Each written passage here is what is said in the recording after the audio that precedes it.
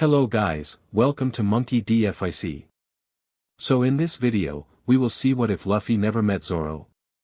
If you enjoy these kinds of stories, don't forget to show us some love by hitting the like button and subscribing to the channel. Your support means the world to us. Now, let's start the story. Chapter 1, a different heading. The barrel bobbed and weaved through the choppy waters of East Blue, carrying its unlikely passenger through a storm that would change the course of pirate history forever. Inside, a young man with a straw hat slept peacefully, completely oblivious to the fact that the winds of fate had just blown him off course. Monkey D. Luffy snored loudly, dreaming of meat and adventure as his makeshift vessel drifted miles away from where it was supposed to land. No Shell's Town. No Roronoa Zoro. The barrel tumbled through waves that pushed it toward a different island, one ruled by the iron fist of Marine Captain Axe-Hand Morgan. The barrel washed ashore near a small cove on the outskirts of town. The morning sun beat down on the wet wood, warming its sleeping occupant. "What do you think is inside?" a timid voice asked. "Probably wine. Help me roll it up to the mansion." "Lady Alvida will want it," a gruffer voice responded. The barrel rocked as someone pushed it. Luffy's eyes snapped open. After days of being trapped, his muscles were itching for action. He burst through the top of the barrel, arms stretched high above his head. "That was the best nap ever," he shouted, his fist accidentally connecting with the gruff-voiced man's jaw. The pirate crumpled to the ground, out cold. A scrawny boy with pink hair and round glasses stumbled backward, tripping over his own feet. "Why, you just knocked him out with one punch." Luffy blinked, noticing the boy for the first time. "Oh, hey. I'm Luffy. Who are you? And got any food?" "I'm starving." I'm Kobe," the pink-haired boy stammered. "And you shouldn't yell. This island belongs to the pirate Alvida and Marine Captain Morgan. They've made an alliance. If they hear you, pirate and marine working together. That's weird." Luffy scratched his head, then patted his stomach. "Seriously though, food?" Kobe stared at him in disbelief. "Did you not hear what I just said? There's a dangerous pirate and a corrupt marine captain who'll kill you." Luffy grinned, adjusting his straw hat. "I'm gonna be king of the pirates, so I'm not scared of them." "King of the pirates? You mean you're after the One Piece?" "That's impossible. Absolutely impossible. The odds against finding the treasure in the Grand Line are, don't care about the odds." Luffy cut him off with a casual wave. "It's not about whether I can do it. I'm doing it because I want to. I decided to become king of the pirates, so I will." Kobe's jaw dropped. "Just like that? Just like that? Now, where's the town? I need food and people for my crew. You can't just walk into town. Alvida's pirates patrol everywhere, and Captain Morgan has his marines checking everyone's ID. Anyone suspicious gets thrown in the cells beneath the marine base." Luffy started walking anyway. "Then I'll beat them up." "You can't beat everyone." Kobe hurried after him, tugging at his red vest. "Morgan has this huge axe for a hand, and Alvida swings this massive iron mace. Hey, you got a dream, Kobe?" Luffy asked suddenly. The question caught the boy off guard. "A dream?" "Yeah, something you'd risk your life for." Kobe looked down, his voice dropping to a whisper. I wanted to be a marine. A real one, not like Morgan. But Alvida captured me 2 years ago. I've been her cabin boy ever since." "Then why don't you leave?" "Because she'll kill me." "So you'd rather waste your life here than risk it for your dream?" Luffy picked his nose casually. "That's stupid." Before Kobe could respond, rustling came from the nearby bushes. Luffy immediately shifted his stance, fists raised. "Who's there?" A woman stepped out from behind the foliage, a white-hilted katana at her hip. She had dark blue hair tied back in a ponytail, sharp eyes, and moved with the fluid grace of someone who knew exactly how to use the blade she carried. "You're making enough noise to wake the dead," she said. "Or worse, to alert Morgan's patrols." Luffy tilted his head. "Who are you?" "Someone who'd prefer to remain unnoticed on this island." Her eyes narrowed. "Unlike you." Kobe gasped. You're her. The one they call the Blue Shadow. You've been causing trouble for Morgan and Alvida for weeks." The woman raised an eyebrow. "And you're Alvida's cabin boy. Should I be concerned you'll run to tell her about me?" "And no." Kobe waved his hands frantically. "I hate Alvida. I've heard stories about someone disrupting their operations, freeing prisoners." "Whoa, that sounds cool." Luffy grinned. "I'm Monkey D. Luffy, and I'm gonna be king of the pirates. Wanna join my crew?" The woman stared at him for a long moment. "Kuina," she finally said. "And no, I don't join pirate crews." Why not?" "I have my own mission." She glanced toward town. "Morgan is working with the pirates to extort money from the townspeople. I'm gathering evidence to report to Marine headquarters." Luffy picked his ear. "Sounds boring. I just beat them up." Kuina's hand twitched toward her sword. "That's the difference between us. I work within the system to change it. Charging in recklessly only causes more problems." "Hey," Luffy pointed at her sword, suddenly interested. "You any good with that?" A ghost of a smile crossed Kuina's face. "I've never lost." "Cool. I bet you'd be awesome on my crew." "I already told you." A piercing scream cut through the air from the direction of town. Without hesitation, Luffy sprinted toward the sound, leaving Kobe and Kuina behind. "Wait!" Kobe called after him. "You don't even know what you're running into." Kuina sighed. "Is he always this impulsive?" "I just met him 10 minutes ago." Kobe cried. "Then we'd better go after him before he ruins everything I've been working on." Kuina took off after Luffy, her hand resting on her sword's hilt. Kobe stood frozen for a moment, then squeezed his eyes shut. "I'm going to die today," he muttered, before running after them. The town square buzzed with forced activity. People kept their heads down, moving quickly between errands as Marine soldiers patrolled in pairs. A large gallows stood in the center, a grim reminder of Morgan's justice. Luffy walked straight down the main street, hands behind his head, taking everything in with wide, curious eyes. He ignored the startled looks from townsfolk who quickly averted their gaze. The scream had come from a side alley. Luffy rounded the corner to find 3 of Alvida's pirates surrounding a young woman with bright orange hair. She clutched a rolled map to her chest, backed against a wall. "Hand over the map, thief," one pirate growled, "and maybe Captain Alvida will let you live." The woman's eyes darted around, searching for an escape route.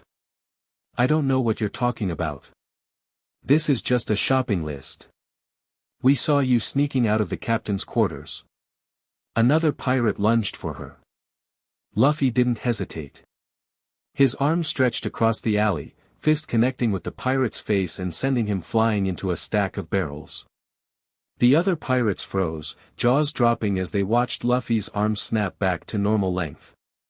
"What the hell was that?" one of them shouted. Luffy grinned. "I'm a rubber man. I ate the gum fruit." "A devil fruit user?" The remaining pirates backed up, suddenly less confident. The orange-haired woman didn't waste the opportunity. She swung a section staff from beneath her skirt, cracking it against one pirate's kneecap. As he howled and fell, she vaulted over him and made a break for the alley exit. "Stop her," the last pirate yelled, drawing his sword. "Nope." Luffy stretched his arms to grab the edges of 2 buildings, pulling himself back like a slingshot. Gum rocket.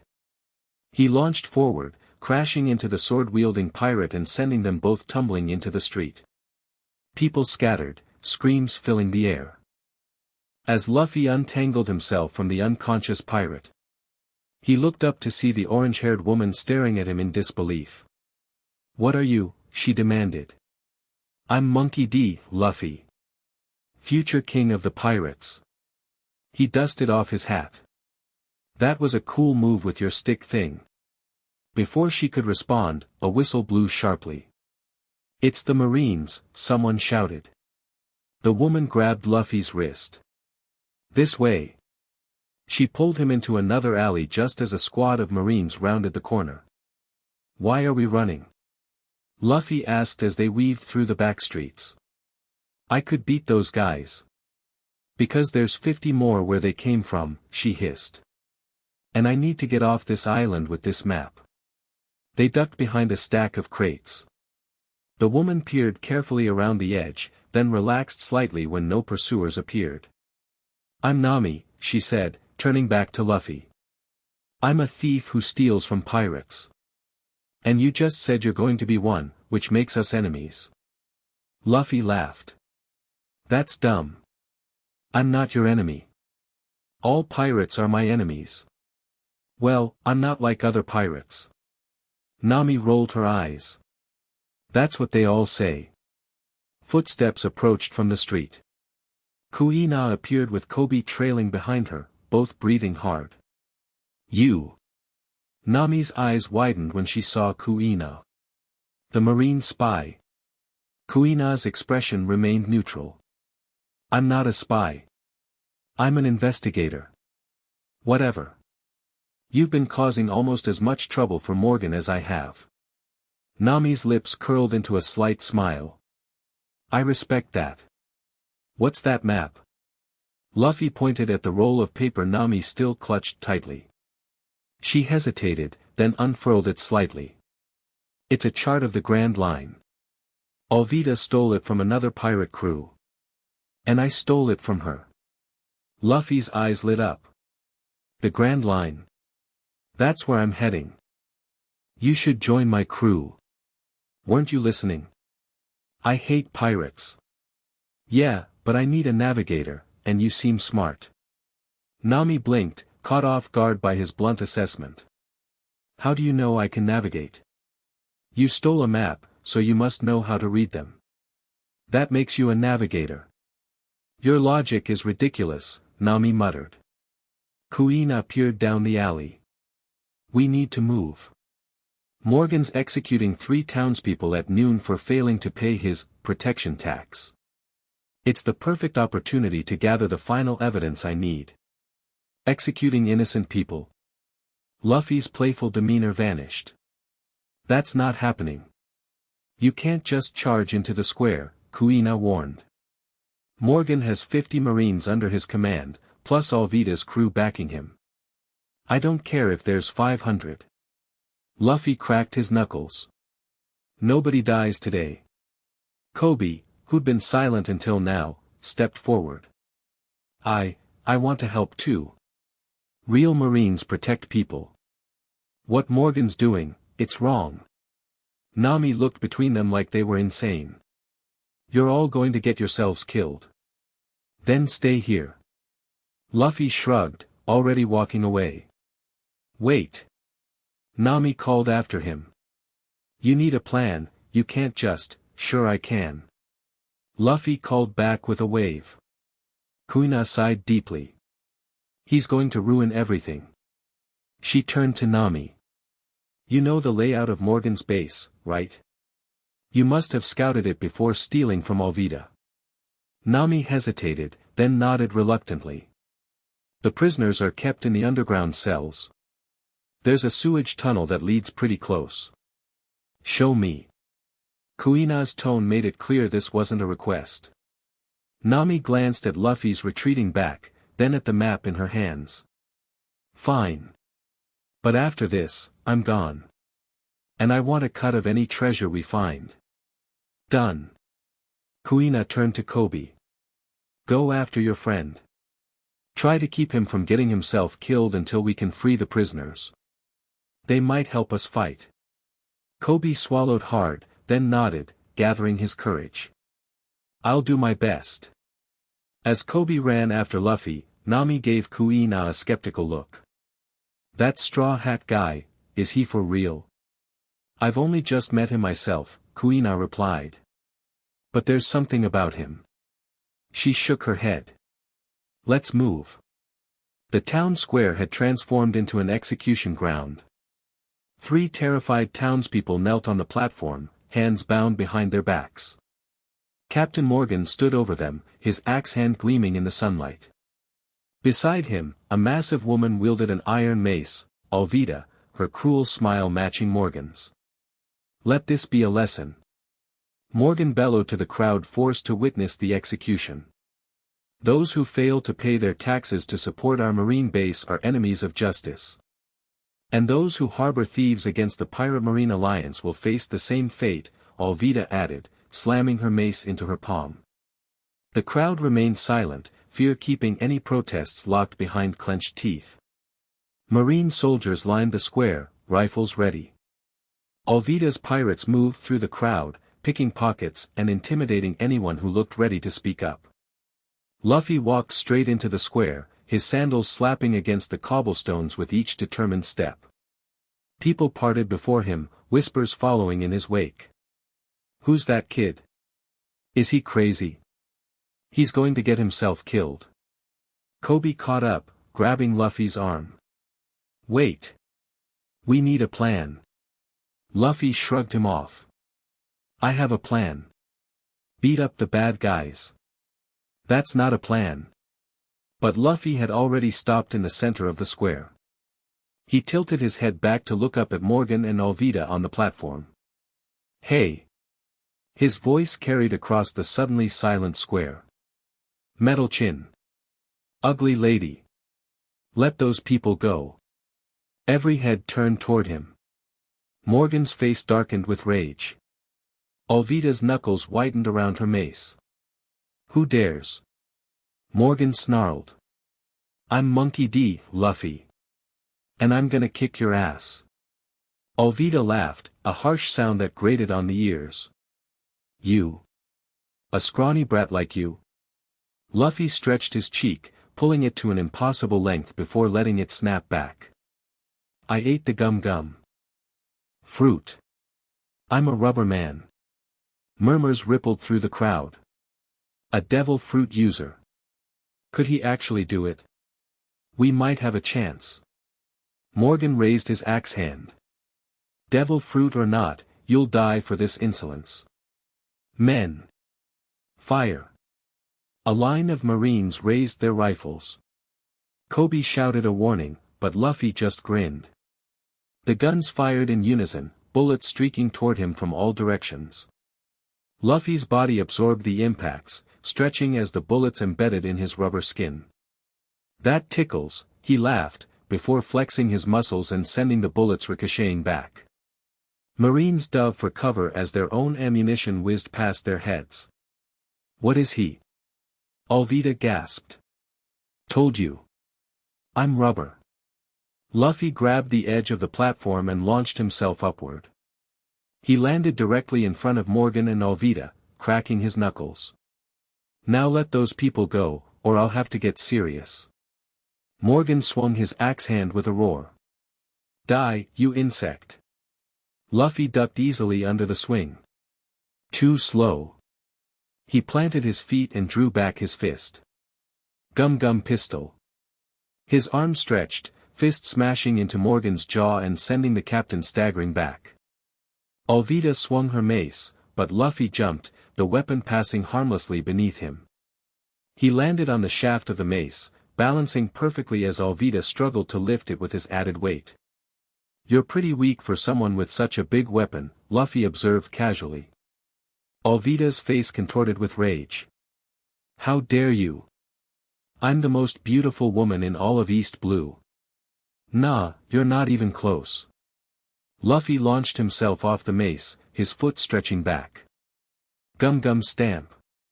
His sandal connected with Alvida's face, sending her tumbling off the platform into a heap of unconscious pirates below. The crowd watched in stunned silence as this strange boy took down 2 of the most feared people on the island within seconds. Morgan pushed himself up, blood trickling from his mouth. Men! Kill him! Kill him now! The Marines hesitated, looking between their captain and the boy who'd just demonstrated incredible power. Are you sure you want to do that? Luffy asked them, his voice carrying across the square. Your captain was about to kill innocent people. Is that what Marines are supposed to do? The soldiers exchanged uncertain glances. That's an order. Morgan bellowed. Luffy turned to face him again. You're a pretty lousy Marine. I am justice on this island. Morgan charged, swinging his axe wildly. Luffy sidestepped each attack easily. No, you're just a bully with a fancy title. He dodged another swing, then planted his feet. Gum Gum Bazooka. Both hands shot forward together, palms slamming into Morgan's chest with such force that the captain crashed through the execution platform and into the Marine headquarters wall behind it, leaving a Morgan-shaped dent in the stone. The structure of the platform groaned, beginning to collapse. Luffy quickly untied the three prisoners and helped them to safety before the wood came crashing down. In the silence that followed, Luffy dusted off his hands and turned to face the Marines. Anyone else want to fight? To everyone's surprise, the Marines broke into cheers, throwing their caps into the air. Morgan is defeated. We're free. Luffy scratched his head in confusion. Huh? Aren't you guys mad I beat up your captain? An older Marine stepped forward. Captain Morgan has ruled through fear for years. He cut down anyone who disobeyed, even his own men. No one dared stand against him. That's dumb, Luffy said bluntly. You should have just beaten him up earlier. The Marine laughed shakily. Not all of us have your courage, or your abilities. The celebration was cut short by a familiar voice. Attention! Nobody move. Helmeppo, Morgan's son, stood at the edge of the square, holding a pistol to Kobe's head. His hands shook, tears streaming down his face. I'll kill this boy if you don't surrender right now. Luffy tilted his head. Kobe, who's this weirdo? Despite the gun pressed against his temple, Kobe managed to answer. It's Helmeppo, Morgan's son. You don't get to talk. Helmeppo shrieked, pressing the gun harder against Kobe's head. I'm in charge now. My father, your father is taking a nap in that wall over there, Luffy pointed out helpfully. And you're about to lose that gun. What are you talking? A flash of steel cut through the air. The barrel of Helmeppo's pistol clattered to the ground, sliced clean from the handle. Helmeppo stared at the useless weapon in his hand, then at the blue-haired woman who suddenly stood beside him, resheathing her white-hilted katana. You're too slow, Kuina said quietly. Work on your draw if you want to threaten people. Kobe took the opportunity to break free, scrambling away from his captor. Helmeppo fell to his knees, blubbering. Perfect timing. Luffy grinned at Kuina. Did you free the prisoners like you wanted? Yes. Kuina gestured behind her, where Nami led a group of ragged-looking townspeople from the direction of the Marine base. And we found evidence of Morgan's corruption in his office. Detailed records of his arrangement with Alvida, extortion plans, everything. Nami held up a stack of papers. Plus the location of their treasure vault. Which I've already emptied, by the way. She patted a bulging sack slung over her shoulder. One of the freed prisoners, an elderly man, stepped forward. You've saved our town, young man. How can we ever repay you? Food. Luffy announced immediately. I'm starving. The crowd laughed, the tension finally breaking. As the townspeople moved to secure Alvida's pirates and the few Marines still loyal to Morgan, Luffy, Kobe, Kuina, and Nami found themselves at the center of a grateful crowd. That was amazing, Kobe said, his eyes shining with admiration. You didn't even hesitate, Luffy. You just knew what was right and did it. Luffy shrugged. It wasn't a big deal. Not a big deal. Nami sputtered. You took down two of the most feared people in East Blue like they were nothing. They weren't that strong. Luffy picked his nose disinterestedly. Anyway, where's the food? You promised food, he reminded the townspeople. The celebration lasted well into the night. The town's restaurant provided an endless feast, with Luffy consuming enough food to feed 10 people. Nami sat nearby, counting her stolen treasure with a satisfied smile. Kobe talked excitedly with some of the marine soldiers who had decided to stay and rebuild the base properly. Kuina sat alone in a corner, nursing a single cup of sake as she watched the festivities. Luffy, cheeks stuffed with meat, dropped into the seat across from her. "You're not joining the party?" he asked, words muffled by food. She shook her head slightly. "I'm not much for celebrations." "You're really good with that sword." Luffy swallowed his massive mouthful. "Reminds me of someone I heard about. A pirate hunter who uses 3 swords." Something flickered in Kuina's eyes. "Roronoa Zoro. You know him?" She took a slow sip of sake. "We trained under the same master when we were children." "No way." Luffy leaned forward, suddenly intensely interested. "Is he super strong?" "Last I heard, he's making quite a name for himself in East Blue." There was something in her voice, not quite pride, not quite concern. "We walked different paths. You should join my crew," Luffy said again. "I could use someone good with a sword." Kuina shook her head. "I told you, I have my own mission. These corrupt marine officers who abuse their power, they disgrace the very justice they claim to uphold. I'm gathering evidence to present to Marine headquarters." "Sounds boring." "It's necessary." Her fingers tightened around her cup. "Not everything can be solved by charging in and punching people, Straw Hat." Luffy shrugged. "Work today." She couldn't help the small smile that tugged at her lips. "Today, yes. But what about tomorrow? And the day after that? There are larger forces at work in this world. That's why I'm gathering a crew. To face whatever comes." Luffy grinned. "Last chance to join. I appreciate the offer, but no." Kuina finished her sake. "However, I think we may cross paths again someday. Looking forward to it." Luffy stood up. "I'm gonna get more food." As he walked away, Nami approached Kuina's table. "He's completely insane, isn't he?"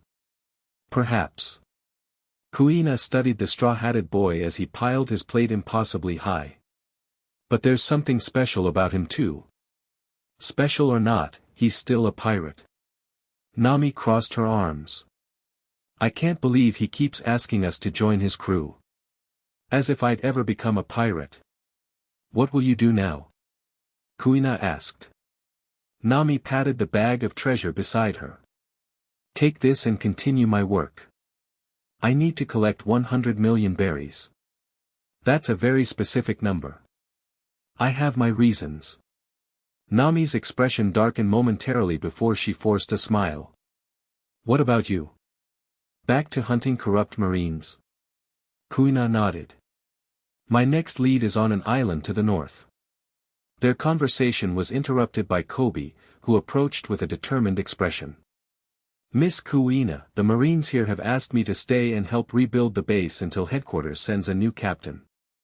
They said I could start my training to become a real Marine." "Congratulations," Kuina said with genuine warmth. "It's a worthy path, if you remember what justice truly means." Kobe nodded earnestly. "I'll never forget what happened here. Real justice protects people, not oppresses them." Wise words for someone so young. Kuina stood, placing a hand on his shoulder. "Perhaps our paths will cross when you're wearing an officer's coat." The celebration continued around them, the townspeople reveling in their newfound freedom. As midnight approached, Luffy finally declared himself full, patting his distended stomach with satisfaction. "That was great. Now I need a boat." "A boat?" Nami raised an eyebrow. You mean you came here without one? I had a barrel, Luffy said, as if that explained everything. You can't sail the Grand Line in a barrel, idiot. That's why I need a boat. And a navigator. He looked at her pointedly. Nami sighed. For the last time, I'm not joining your crew. But you're good with maps, and I need to get to the Grand Line. I have my own goals, and they don't include following some rubber-brained pirate around. Luffy shrugged. Where are you headed next? There's an island with some wealthy pirates I've been meaning to visit. Nami's eyes gleamed at the thought of treasure. Great. I'll come with you. What? No. We're both leaving tomorrow, so we might as well go together. Luffy's logic was impossible to argue with, simply because it made no sense. Nami pinched the bridge of her nose. Fine. But only until the next island. And you have to help me if there's trouble. Sure. That's what crewmates do. We're not crewmates. Kuina watched their exchange with amusement. I'll be leaving at dawn as well. Perhaps we could share a boat to the next port. See? Luffy grinned triumphantly. It's settled. Nami threw up her hands in defeat. Whatever. But I'm in charge of navigation, and you follow my orders when it comes to sailing, got it? Yep. Captain Luffy and his first crewmate navigator Nami, setting sail. I am not your crewmate. Nami shouted, but Luffy was already dancing around the room, celebrating his new crew member. Dawn broke over the horizon as three figures stood at the dock, preparing a small boat for departure. The townspeople had provided them with supplies and a modest vessel as thanks for their help. Kobe stood on the pier, watching them prepare to leave. I wish I was going with you, he admitted to Luffy. Nah, you've got your dream right here, Luffy replied, gesturing to the marine base where a new flag flew, the symbol of corruption literally cut down the previous day. You're gonna be an awesome marine someday, and then we'll meet again as rivals. Rivals? Kobe blinked. Sure. You'll be chasing me across the Grand Line when I'm Pirate King. Luffy laughed. Despite himself, Kobe smiled. I guess I will. As they finished loading the last of their supplies, a marine officer approached. He saluted Kuina respectfully. We've secured the prisoners and sent word to headquarters about Morgan's corruption. A new captain should arrive within the week. Good. Kuina handed him a sealed envelope. Make sure this report reaches Rear Admiral Garp directly. No one else.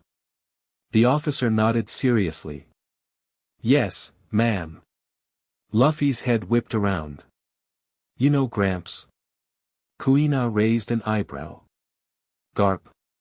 He oversees some special marine operations. Why do you call him? Her eyes widened slightly as she made the connection.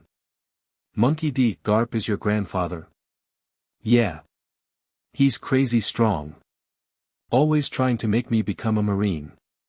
Luffy stuck out his tongue. I see the family resemblance now, Kuina muttered. The impossible stubbornness, at least. Nami, already on the boat, called out impatiently, if we want to catch the morning tide, we need to leave now.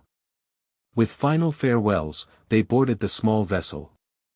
Luffy waved enthusiastically to the gathered townsfolk and Kobe as Nami expertly navigated them away from the dock. So where exactly are we headed?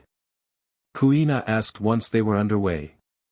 Nami unfolded a map on her lap. There's an island 2 days' sail from here. Orange Town. It's currently under the control of a pirate named Buggy the Clown. Buggy? Luffy tilted his head. Never heard of him. He's famous for his love of treasure and his devil fruit power. Nami's eyes gleamed. And I hear his treasure hoard is massive. You really love money, huh? Luffy observed. Money buys freedom, Nami replied simply. As they sailed into open water, Kuina stood at the bow, looking ahead. I'll disembark at Orangetown as well. There are rumors of marine officers accepting bribes to look the other way while Buggy terrorizes the townspeople. More corrupt marines. Luffy frowned. Maybe I should punch them too. Perhaps this time, a more subtle approach would be beneficial. Kuina's tone made it clear she doubted Luffy understood the concept of subtlety. Luffy just grinned. We'll see what happens when we get there. As their small boat cut through the waves, none of them noticed the larger vessel that changed course to follow them, its Jolly Roger hidden beneath a false flag. On its deck, a thin man with a long nose adjusted the aim of his spyglass. Captain. 3 people in a small boat, heading east. One of them matches the description of the thief who stole from Alvida. A large, round woman with a mace stomped across the deck, her face still bruised from her encounter with Luffy. Are you certain, Flint? Positive, Captain Alvida. And one of them is wearing a straw hat. Alvida's grip tightened on her mace. Follow them. I want that rubber freak's head, and my treasure back. Miles away on another island, a green-haired man with 3 swords sat in a tavern, nursing a bottle of sake. A wanted poster lay on the table before him, showing the face of a pirate captain with a bounty of 8 million berries. You sure you want to go after Don Krieg? The bartender asked nervously. They say he has a fleet of 50 ships. Roronoa Zoro took another swig directly from the bottle. Doesn't matter how many ships he has. I just need his head for the bounty. They say he's heading to the Grand Line soon. A predatory grin spread across Zoro's face. Good. I was looking for a ride there anyway. The bartender leaned closer, lowering his voice. Why would the great pirate hunter Zoro want to go to the Grand Line? The bounties in East Blue not good enough anymore. Zoro's hand moved to the white sword at his hip, his expression darkening. I made a promise. There's someone I need to defeat. Who could be worth risking the Grand Line? Hawkeye's Mihawk, Zoro answered, downing the rest of his sake in one gulp. The world's greatest swordsman. He stood, dropping a few coins on the counter. Don Krieg's my ticket to finding him. And nothing's getting in my way.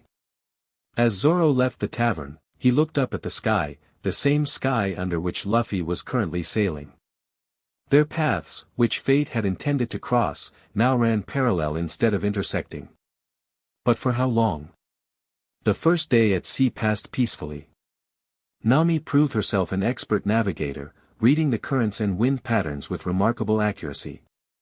Kuina kept mostly to herself, occasionally practicing sword forms that left Luffy watching in wide-eyed admiration. Luffy, for his part, divided his time between pestering Nami to join his crew officially and trying to catch fish by stretching his arms into the water. You're going to attract sea kings doing that, Nami warned as Luffy dangled his extended limbs in the ocean. That would be awesome. I could punch a sea king. No, it wouldn't be awesome. It would be deadly. Luffy just laughed. You worry too much, Nami. As sunset approached, they dropped anchor in a small cove. The girls prepared a simple meal from their supplies while Luffy somehow managed to catch several large fish despite Nami's warnings. How did you learn to navigate so well? Kuina asked as they ate around a small fire built on a metal plate to protect the boat. Nami's expression turned distant. Someone important to me taught me. She drew sea charts, beautiful ones. I wanted to be just like her. And now you steal from pirates, Luffy observed through a mouthful of fish. I steal from pirates because they're the worst people in the world, Nami snapped. They take everything from innocent people, their possessions, their loved ones, their freedom. An uncomfortable silence fell. Luffy studied Nami for a long moment, then said simply, not all pirates are like that. Name one who isn't, Nami challenged. Me. Luffy grinned. You don't count. You're not even a real pirate yet. Red-haired Shanks, Luffy said more seriously, touching his straw hat. He saved my life when I was a kid. Gave up his arm to a sea king to protect me. Then he gave me this hat. His voice took on a reverent quality. It's his treasure, and he let me borrow it until I become a great pirate and return it to him. Nami blinked, clearly not expecting such a story. That's just one exception. That's all it takes to prove not all pirates are the same, Kuina interjected quietly. Just as not all Marines uphold true justice. The conversation lulled as each contemplated their own experiences with pirates and Marines. After dinner, they took turns keeping watch. Luffy insisted on taking first watch despite Nami's concerns about his attention span. I'll be super alert, he promised. Nothing gets past me. 2 hours later, Nami woke to find Luffy sound asleep, snoring loudly with his back against the mast. She sighed and took over the watch, too irritated to even wake him for a scolding. The second day dawned bright and clear. Nami's prediction of their arrival time proved accurate as the outline of Orange Town appeared on the horizon by midday. There it is, she said, pointing ahead. The place where Buggy the Clown has set up his base. What's so special about this Buggy guy? Luffy asked, shading his eyes to look at the approaching island. He's a devil fruit user like you, Nami explained.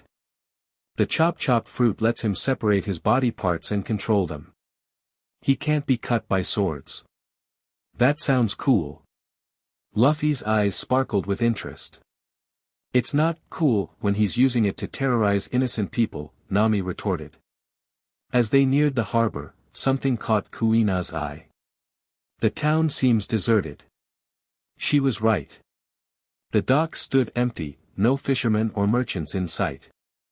The streets visible from the harbor were similarly abandoned, doors and windows shuttered. That's strange, Nami murmured. Even under pirate occupation, there should be some activity. A distant boom echoed across the water, followed by a plume of smoke rising from the town center.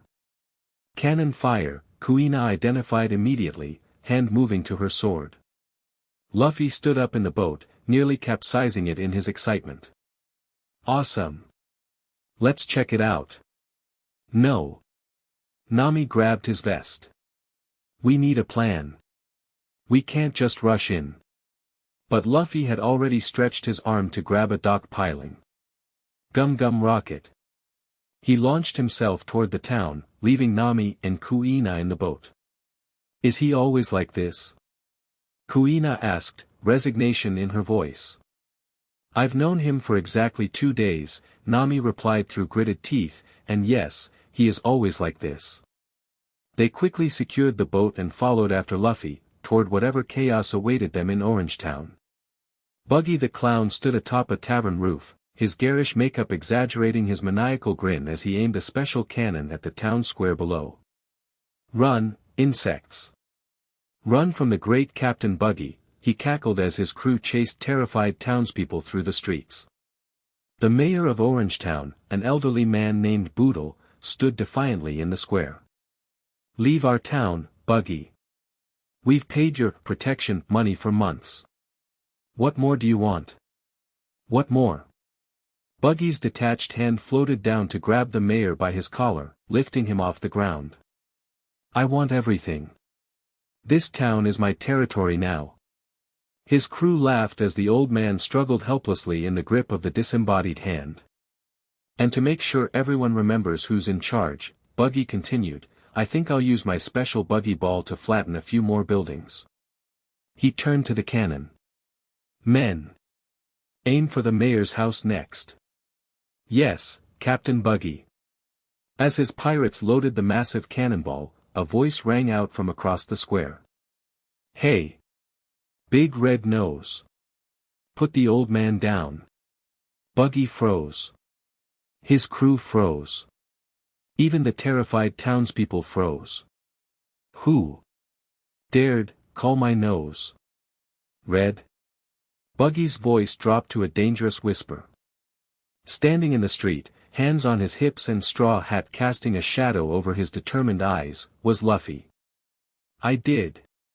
Luffy pointed directly at Buggy. And it is red. Super red. Like a tomato. Buggy's face contorted with rage, his body parts separating and reassembling in his agitation. Kill him.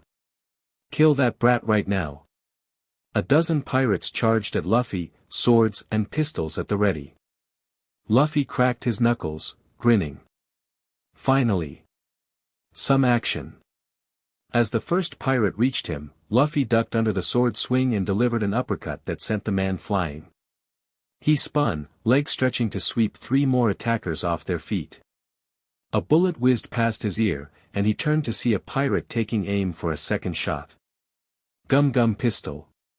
His fist rocketed across the distance, knocking the gunman through a shop window. The remaining pirates hesitated, suddenly less confident. What are you idiots waiting for? Buggy shrieked from the rooftop. It's just one boy. He's not just any boy, came a new voice. Nami and Kuina had arrived, the former twirling her staff while the latter rested her hand on her sword hilt. He's a devil fruit user too. Buggy's eyes widened. Another devil fruit user in East Blue? What are the odds? Then his gaze locked on Nami, and his painted lips stretched into a grotesque smile. And what have we here?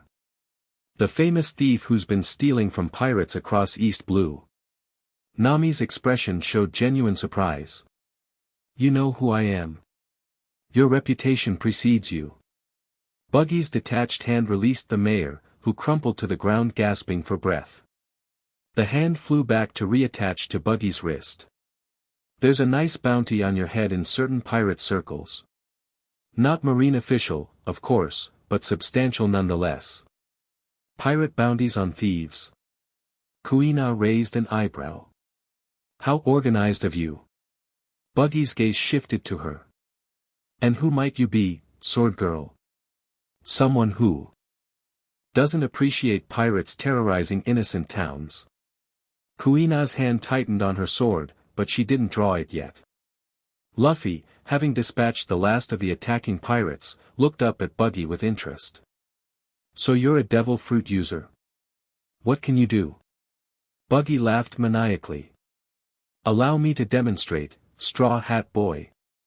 His upper body separated from his legs, floating into the air. His hands detached, each holding a dagger, and circled around Luffy like deadly birds.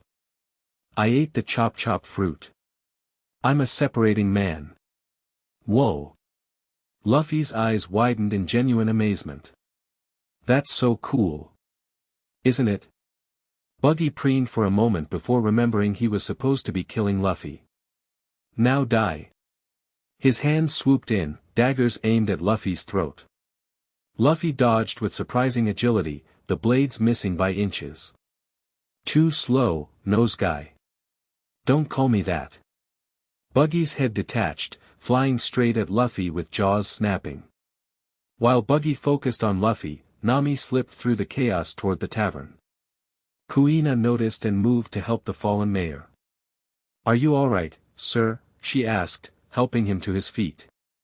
I'm fine, he wheezed, clutching his throat. But my town. Buggy will destroy it all. Not if we can help it, Kuina assured him. Get the townspeople to safety. We'll handle Buggy. The mayor looked at her with doubt. You're just 3 young people against his entire crew. Watch and learn. Kuina drew her sword in one fluid motion, the blade gleaming in the sunlight. 3 pirates who had been approaching froze at the sight of her battle-ready stance. Back in the square, Luffy continued dodging Buggy's fragmented attacks. Stand still, you rubber pest. Buggy shouted in frustration. Why would I do that? Luffy laughed, clearly enjoying himself. He stretched his arm and grabbed Buggy's floating head. Got your nose. Release me this instant. Buggy's head shrieked as Luffy dangled him upside down. Make me, Luffy challenged. Buggy's body parts all flew toward Luffy at once, attempting to overwhelm him. Luffy dropped the head and jumped, arms stretching to grab a nearby signpost and pull himself out of the way. Buggy's parts collided with each other, creating a jumbled mess that took several seconds to sort out. Meanwhile, Nami had reached the tavern and was climbing up the back wall toward Buggy's quarters, where she suspected his treasure was kept. Kuina engaged the remaining pirates, her sword work so precise and efficient that she barely seemed to exert herself. One slash disarmed 3 men at once, the edge of her blade cutting through their weapons without touching their flesh. "What kind of swordsmanship is that?" one pirate gasped.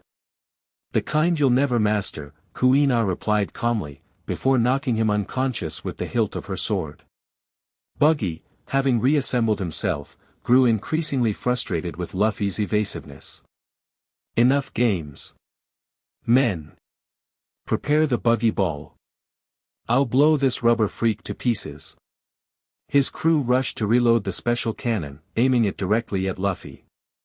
"That doesn't look good," Luffy muttered, watching the massive red cannonball being loaded. "Fire!" Buggy commanded. The cannon boomed, the buggy ball streaking toward Luffy faster than a normal cannonball. Luffy planted his feet, taking a deep breath. Gum gum balloon. He inflated himself like a giant rubber ball just as the cannonball hit. The impact sent him flying backward, but his rubber body absorbed the force of the explosion. As he deflated, he used the momentum to launch himself forward, directly at Buggy. "What the?" Buggy barely had time to register shock before Luffy's fist connected with his face, sending his head flying off his shoulders again, this time involuntarily. "Gotcha." Luffy landed on the tavern roof, cracking his knuckles. Buggy's head reattached to his shoulders, his expression livid. "You'll pay for that, Straw Hat." "Make me pay, then," Luffy challenged. While they fought on the rooftop, Nami had found Buggy's quarters and the massive treasure chest within. "Jackpot," she whispered, quickly stuffing valuables into her bag. Outside, the mayor watched the battle unfold, his expression shifting from fear to hope as he saw Buggy's crew falling to Kuina's blade and Luffy's fists. He picked up a spear dropped by one of the pirates and joined the fray, rallying the townspeople. "For Orangetown," he cried, leading a charge against the now outnumbered pirates. On the rooftop, Buggy and Luffy continued their battle. Despite his ability to separate his body parts, Buggy found himself increasingly frustrated by Luffy's rubber powers and unpredictable fighting style. "Hold still!" Buggy shouted as another attack missed. "Why would I do that?" Luffy laughed. "Hey, can you separate into really tiny pieces?" "Of course I can." Buggy demonstrated by breaking apart into dozens of floating segments. "My chop-chop powers are the, got you." Luffy stretched his arms wide, then brought them together in a massive clap that caught most of Buggy's floating parts between his palms. "Ow!" Buggy's head yelled from where it floated safely above.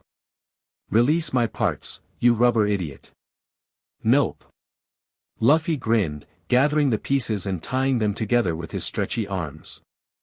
"I wonder what happens if I..." He dangled the bundle of Buggy parts over the edge of the roof. "Don't you dare." Buggy's head zoomed down, reattaching to the small portion of his body that Luffy had captured. "Gum Gum Bazooka." Luffy slammed both palms into Buggy's incomplete form, sending the clown pirate flying high into the sky, his screams fading into the distance. "Curse you, Straw Hat." Luffy dusted off his hands, grinning at his victory. He looked down to see the townspeople overwhelming the remaining pirates while Kuina efficiently disarmed any who tried to fight back. Nami emerged from the tavern, her bag bulging with treasure. "That takes care of that," she said, satisfaction evident in her voice. As the dust settled, the people of Orangetown gathered in the square, looking up at their liberators with gratitude and awe. "You saved our town," Mayor Boodle said, tears in his eyes. "How can we ever repay you?" "Food!" Luffy shouted immediately, jumping down from the roof to land beside Nami and Kuina. "I'm starving after all that fighting." The mayor laughed. "Food we can provide. And lodging for the night, of course." As the townspeople cheered and began preparations for a feast, Nami pulled Luffy and Kuina aside. "We should leave immediately," she said in a low voice. Buggy might come back with reinforcements. You worry too much, Luffy replied, already drooling at the thought of the upcoming feast. I sent him flying really far. It's not just Buggy. I have a bad feeling. Nami glanced toward the harbor. Something doesn't feel right. Kuina nodded, her expression serious. I sense it too. There's another presence approaching. More enemies. Luffy perked up, apparently excited by the prospect. Before they could discuss further, a shout came from the edge of town. Ships approaching. 3 pirate ships flying Alvida's flag. Nami paled. I told you. We need to leave now. Luffy crossed his arms. No way. I'm not running from a fight. Besides, I already beat up Alvida once. I can do it again. That was when she was alone, Kuina pointed out. Now she has 3 ships full of pirates. So what? More pirates just means more fun. The mayor approached, having overheard. You must leave. We can't ask you to fight another battle for us so soon. You didn't ask, Luffy said simply. I decided. Nami grabbed his arm. Luffy, this is serious. Alvida must have followed us from Morgan's Island. She's after me and the treasure I stole from her. Then give it back, Kuina suggested practically. Never. Nami clutched her bag protectively. I need this money. Luffy looked between them, then at the approaching ships visible now on the horizon. He adjusted his straw hat, his expression turning serious. Nami, get our boat ready. Kuina, help the townspeople prepare defenses just in case. I'll handle Alvida. You can't fight 3 ships of pirates alone. Nami protested. Luffy grinned. Watch me. The 3 pirate ships anchored just outside the harbor. Smaller boats were lowered, filled with armed pirates rowing toward shore.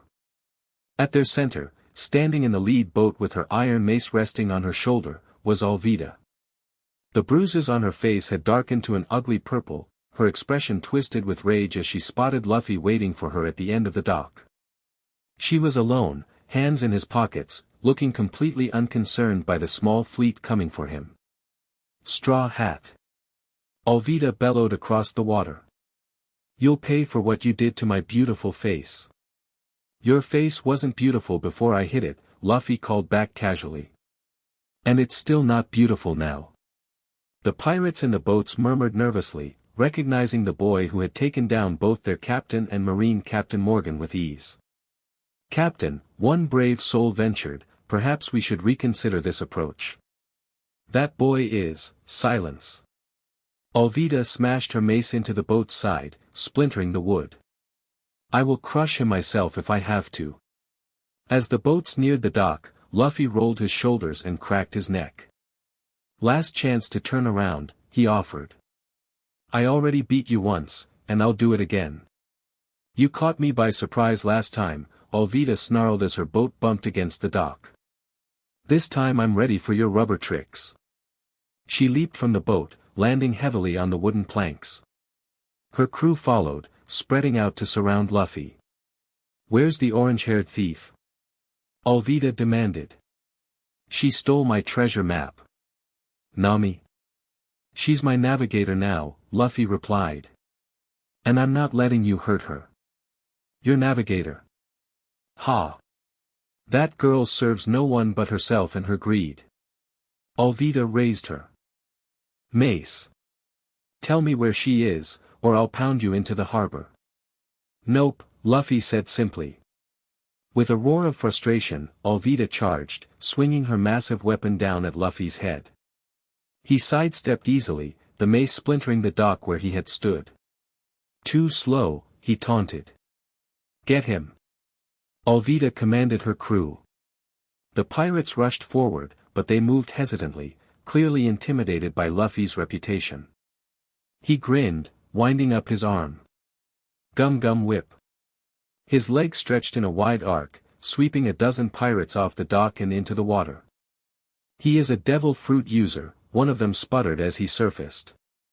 Just like the rumors said. Devil fruit or not, he's just one boy. Alvida shouted. Surround him. The remaining pirates moved to encircle Luffy, cutting off his escape routes. He looked around, seemingly unconcerned by the strategy. You guys really don't learn, do you? He sighed.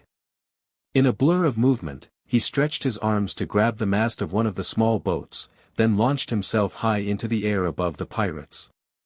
Gum Gum Spear. He brought his feet together and shot them downward, the impact scattering the pirates like bowling pins and putting a hole clean through the dock. Landing back on the splintered wood, Luffy faced Alvida again. Still want to fight? Her face contorted with rage. I'll kill you myself. She charged again, swinging her mace in wild arcs. Luffy dodged each swing, not even bothering to counterattack. He yawned dramatically. Is this really all you've got? I'm getting bored. Stop mocking me. Alvida swung with all her might, overextending herself. As she stumbled, Luffy saw his opportunity. Gum Gum Bazooka. Both palms slammed into her midsection, sending her flying back toward her ships with such force that she crashed through the hull of the lead vessel. Water immediately began pouring into the damaged ship, causing it to list dangerously. Pirates abandoned the fight to swim back to their sinking flagship, desperate to save their captain and themselves. Luffy dusted off his hands, watching the chaos with satisfaction. That takes care of that. He turned to find Nami standing at the end of the intact portion of the dock, jaw dropped in astonishment. You sank an entire pirate ship, by yourself. Yep. Luffy grinned. Is our boat ready? Why yes, but... Nami shook her head, as if trying to make sense of what she'd just witnessed. You're not human. Sure I am. I'm just rubber. Luffy stretched his cheek to demonstrate. Kuina joined them, sheathing her sword. The townspeople are safe. And it seems you handled the pirates without much trouble. It was boring, Luffy complained. Alvida's really weak. A cheer rose from the town as people realized the pirates were retreating. The remaining two ships were already raising anchor, the sinking flagship being towed behind them. You've saved us twice in one day, Mayor Boodle said, approaching with tears in his eyes. How can we ever thank you? The feast is still on, right? Luffy asked hopefully. The mayor laughed. Of course. An even bigger feast now.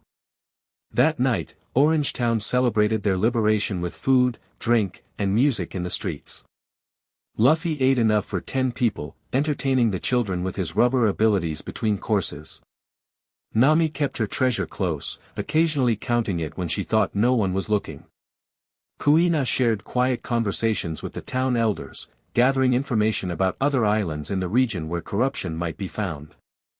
As the celebration wound down, the three found themselves sitting on the dock, the undamaged section, looking up at the stars. So what's next for you two? Kuina asked. Still headed for the Grand Line? Eventually, Luffy replied, patting his full stomach contentedly. But first I need more crew members. A pirate king needs a strong crew. I told you, I'm not your crew member, Nami insisted for what felt like the 100th time. We just happen to be traveling in the same direction for now. Sure, Luffy agreed easily, clearly not believing her. And what direction is that? Kuina inquired. Nami unfolded her map. There's a small island called Syrup Village a few days' sail from here. Not much treasure there, but it's on the way to a bigger prize. Sounds good to me. Luffy declared.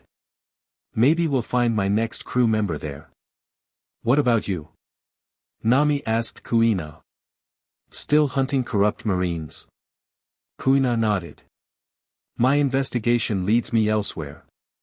There's a restaurant called the Baratai that serves as a neutral ground for pirates and marines alike. I hear some officers are taking bribes there to look the other way for certain pirate crews. A restaurant? Luffy's eyes lit up. With meat? The finest seafood in East Blue, they say. Kuina smiled slightly. But it's in the opposite direction from Syrup Village. So this is where we part ways, Nami realized. For now. Kuina stood, stretching. Though something tells me our paths will cross again. Definitely. Luffy agreed. Next time, you'll join my crew for sure. Kuina actually laughed at that. We'll see, Straw Hat. We'll see. The next morning, the townspeople provided Luffy and Nami with a proper sailboat, much sturdier than the small vessel they'd arrived in. They loaded it with supplies and prepared to depart at dawn. Kuina was already gone, having slipped away during the night with only a note left behind: Straw Hat, watch your back. Alvida won't be the last enemy to follow you.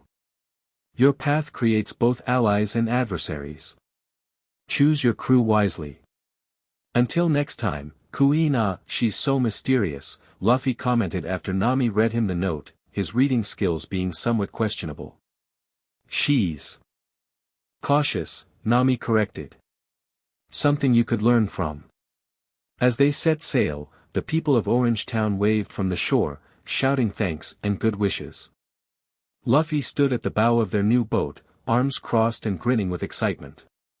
Syrup Village, here we come. Nami adjusted the sails, her expert hands guiding the boat into the wind.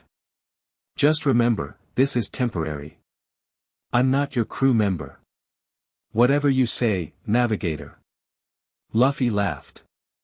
As their boat caught the morning breeze and picked up speed, neither noticed the news crew dropping a fresh newspaper on a nearby island, its front page featuring a crude sketch of a straw-hatted boy with the headline, Mysterious Rubber Man Defeats Marine Captain Morgan and Pirate Alvida. And in a tavern far away, Roronoa Zoro glanced at that same headline, raising an eyebrow with mild interest before returning to his sake. Chapter 2, Unexpected Allies, Land Ho! Luffy shouted, balanced precariously on the figurehead of their small boat, one hand clutching his straw hat against the wind. Nami glanced up from her map, squinting at the approaching shoreline. That should be Syrup Village. We made good time thanks to that tailwind. 3 days had passed since they left Orange Town. 3 days of Luffy pestering Nami to officially join his crew, trying to catch sea kings, which Nami strictly forbade, and singing off-key pirate songs he'd learned as a child. The orange-haired navigator had considered pushing him overboard at least a dozen times, but his devil fruit abilities made drowning him problematic. You said there's no treasure here, right? Luffy asked, hopping down onto the deck. Not according to my information. Nami rolled up her map. It's just a small, peaceful village. A good place to resupply before heading to our next destination. Boring. Luffy groaned dramatically. Maybe we'll find someone cool to join our crew at least. For the last time, we don't have a crew. It's just you, and me temporarily helping you navigate because we happen to be going in the same direction. Whatever you say, Navigator Nami. Luffy grinned, completely ignoring her protests as usual. They guided their boat into a small natural harbor on the outskirts of the village, dropping anchor near a pebbly beach surrounded by dense forest. We should probably check if they have a proper dock somewhere else, Nami suggested, gathering her belongings. Nah, this is fine. Let's explore. Without waiting for a response, Luffy stretched his arms to grab a nearby tree branch and catapulted himself onto shore, landing with a whoop of excitement. This island looks fun. I wonder if they have good meat here. Nami sighed, climbing out of the boat like a normal person. Is food all you think about? No. Luffy looked offended. I also think about becoming Pirate King. And finding crewmates. And adventures. And meat. You said meat twice. It's important enough to count twice. As they crested the hill above the beach, they caught their first glimpse of Syrup Village. It was indeed small and peaceful, neat rows of houses with thatched roofs, small gardens, and a single main road running through the center. Smoke rose lazily from chimneys, and the distant sounds of daily village life drifted toward them. See? Boring. Luffy declared. Let's find some food and, pirates are coming. Pirates are coming. Everyone hide. A voice bellowed from the forest path ahead of them, followed by a young man sprinting around the bend. He had dark curly hair, a long nose, and wore brown overalls with a satchel slung across his chest. He skidded to a halt when he spotted Luffy and Nami, eyes widening. Aha! The pirates are already here. He reached into his satchel and pulled out a slingshot, taking aim at them. Beware. I am the great Captain Usopp, commander of 80 million men. Turn back now or face destruction. Luffy tilted his head. 80 million? Really? WL, maybe 80,000, Usopp amended, his knees shaking slightly. Still sounds like a lot, Nami commented skeptically. Okay, 8,000. Nope, not buying it, Luffy said with a grin. 800. Still lying, Nami crossed her arms. Okay, fine. I have 3 followers. But they're fierce warriors. Usopp's slingshot wavered in his grip. So are you really pirates? I am. Luffy declared proudly. I'm Monkey D. Luffy, and I'm gonna be king of the pirates. This is Nami, my navigator. Temporary traveling companion, Nami corrected automatically. Usopp's jaw dropped. The Pirate King? Are you serious? Dead serious. Luffy thumped his chest. I'm gathering a crew to sail to the Grand Line and find the One Piece. Instead of running away in terror, Usopp lowered his slingshot, eyes shining with sudden interest. The Grand Line? Really? That's amazing. Then, catching himself, he raised the slingshot again. I mean, that's terrifying. What do you want with our village? We have nothing valuable. We just need supplies, Nami explained. Food, fresh water. We'll pay for everything, don't worry. And meat, Luffy added. Lots of meat. Oh. Usopp seemed almost disappointed at their mundane request. Well, there's a small tavern in the village that serves decent food. I could take you there. Awesome. Luffy bounded forward, slapping Usopp on the back hard enough to make him stumble. Lead the way, Long Nose. As they walked toward the village, Usopp kept glancing at them nervously. So, what's it like? Being a pirate? It's the best. Luffy grinned.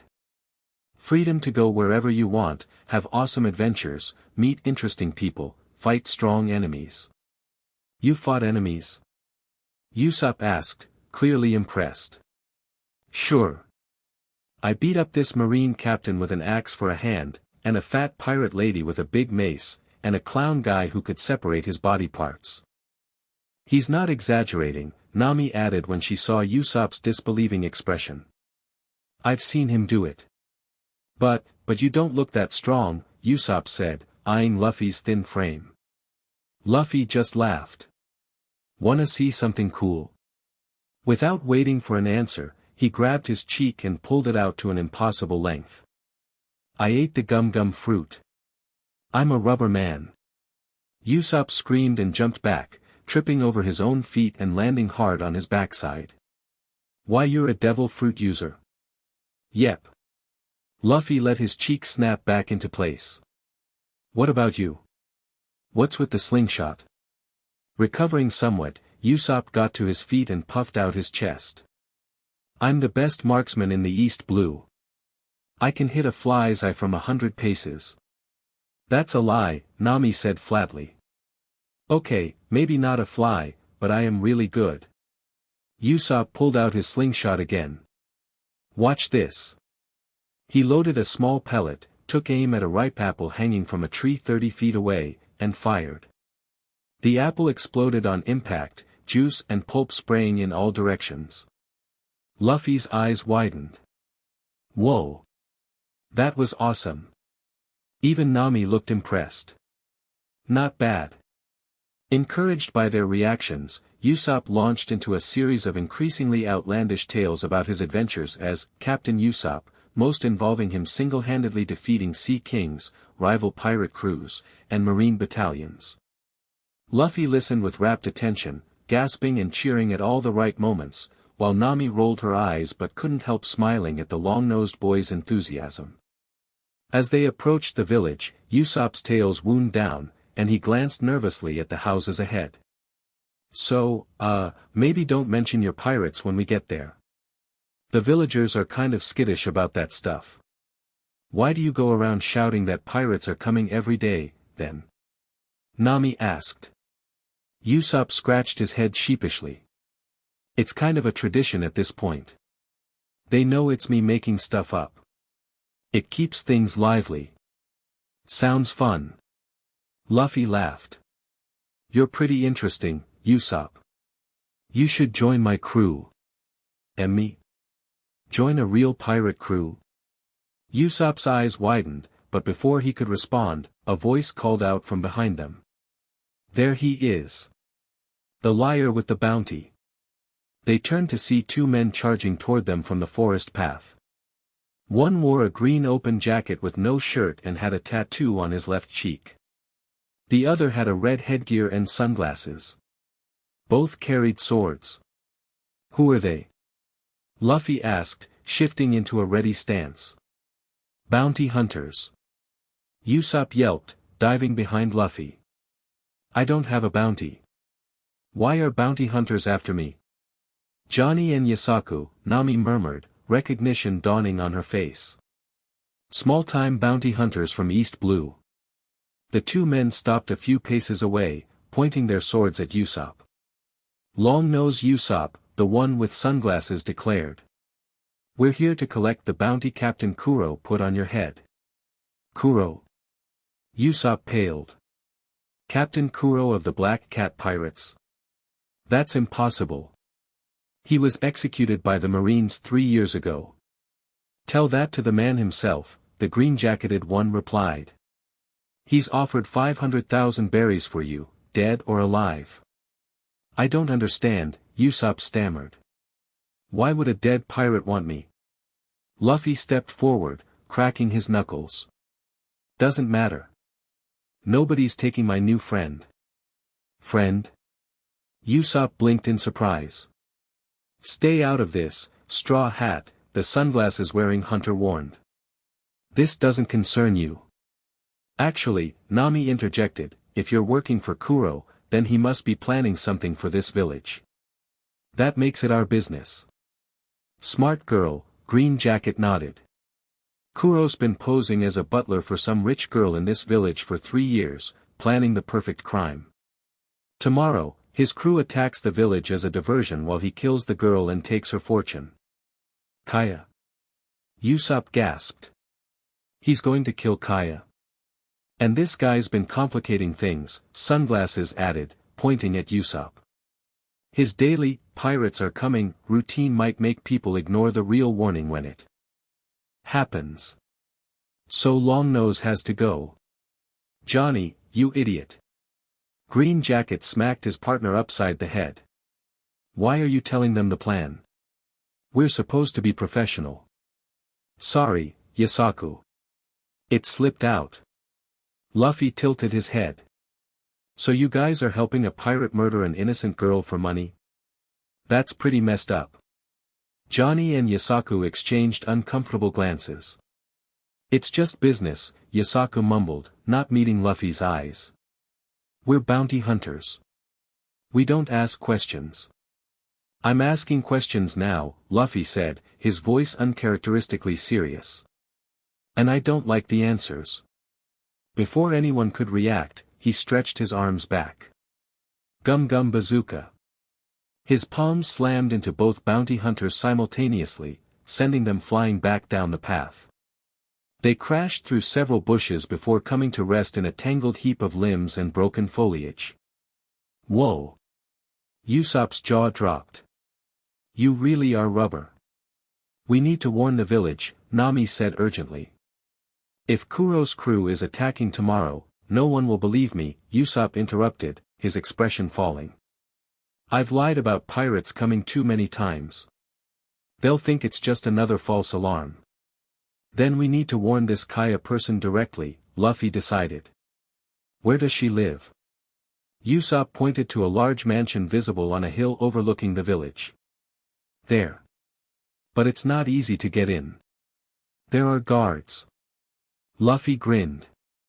Guards have never stopped me before. Before they could formulate a plan, groans from the bushes announced Johnny and Yasaku's return to consciousness.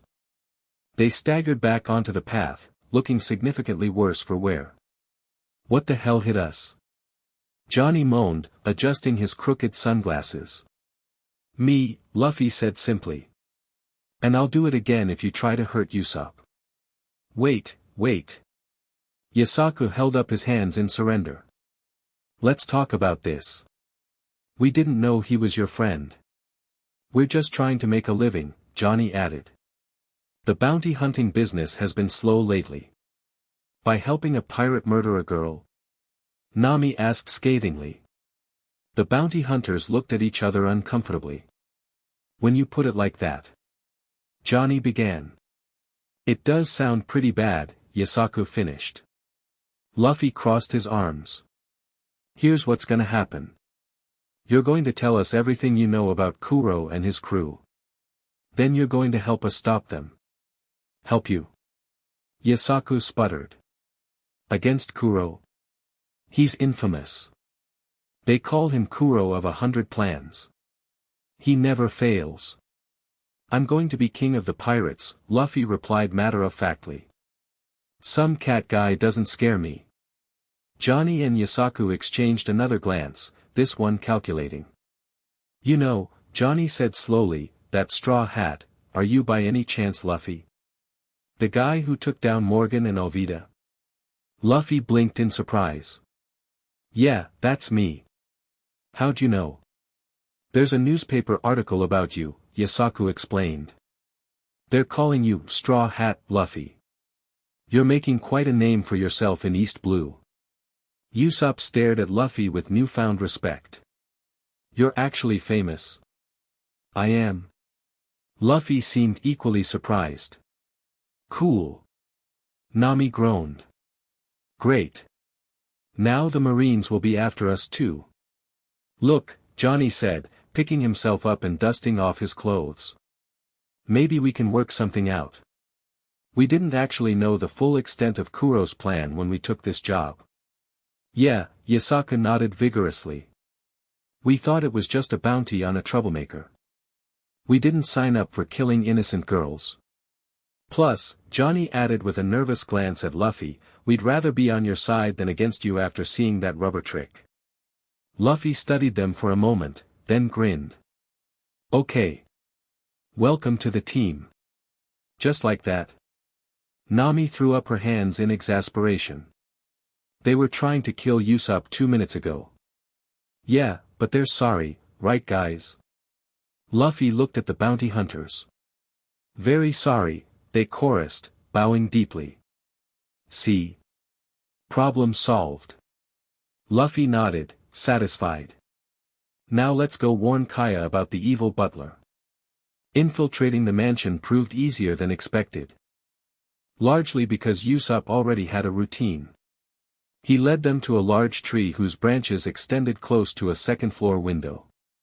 Kaya's usually resting in her room this time of day, Usopp explained as he expertly climbed the tree.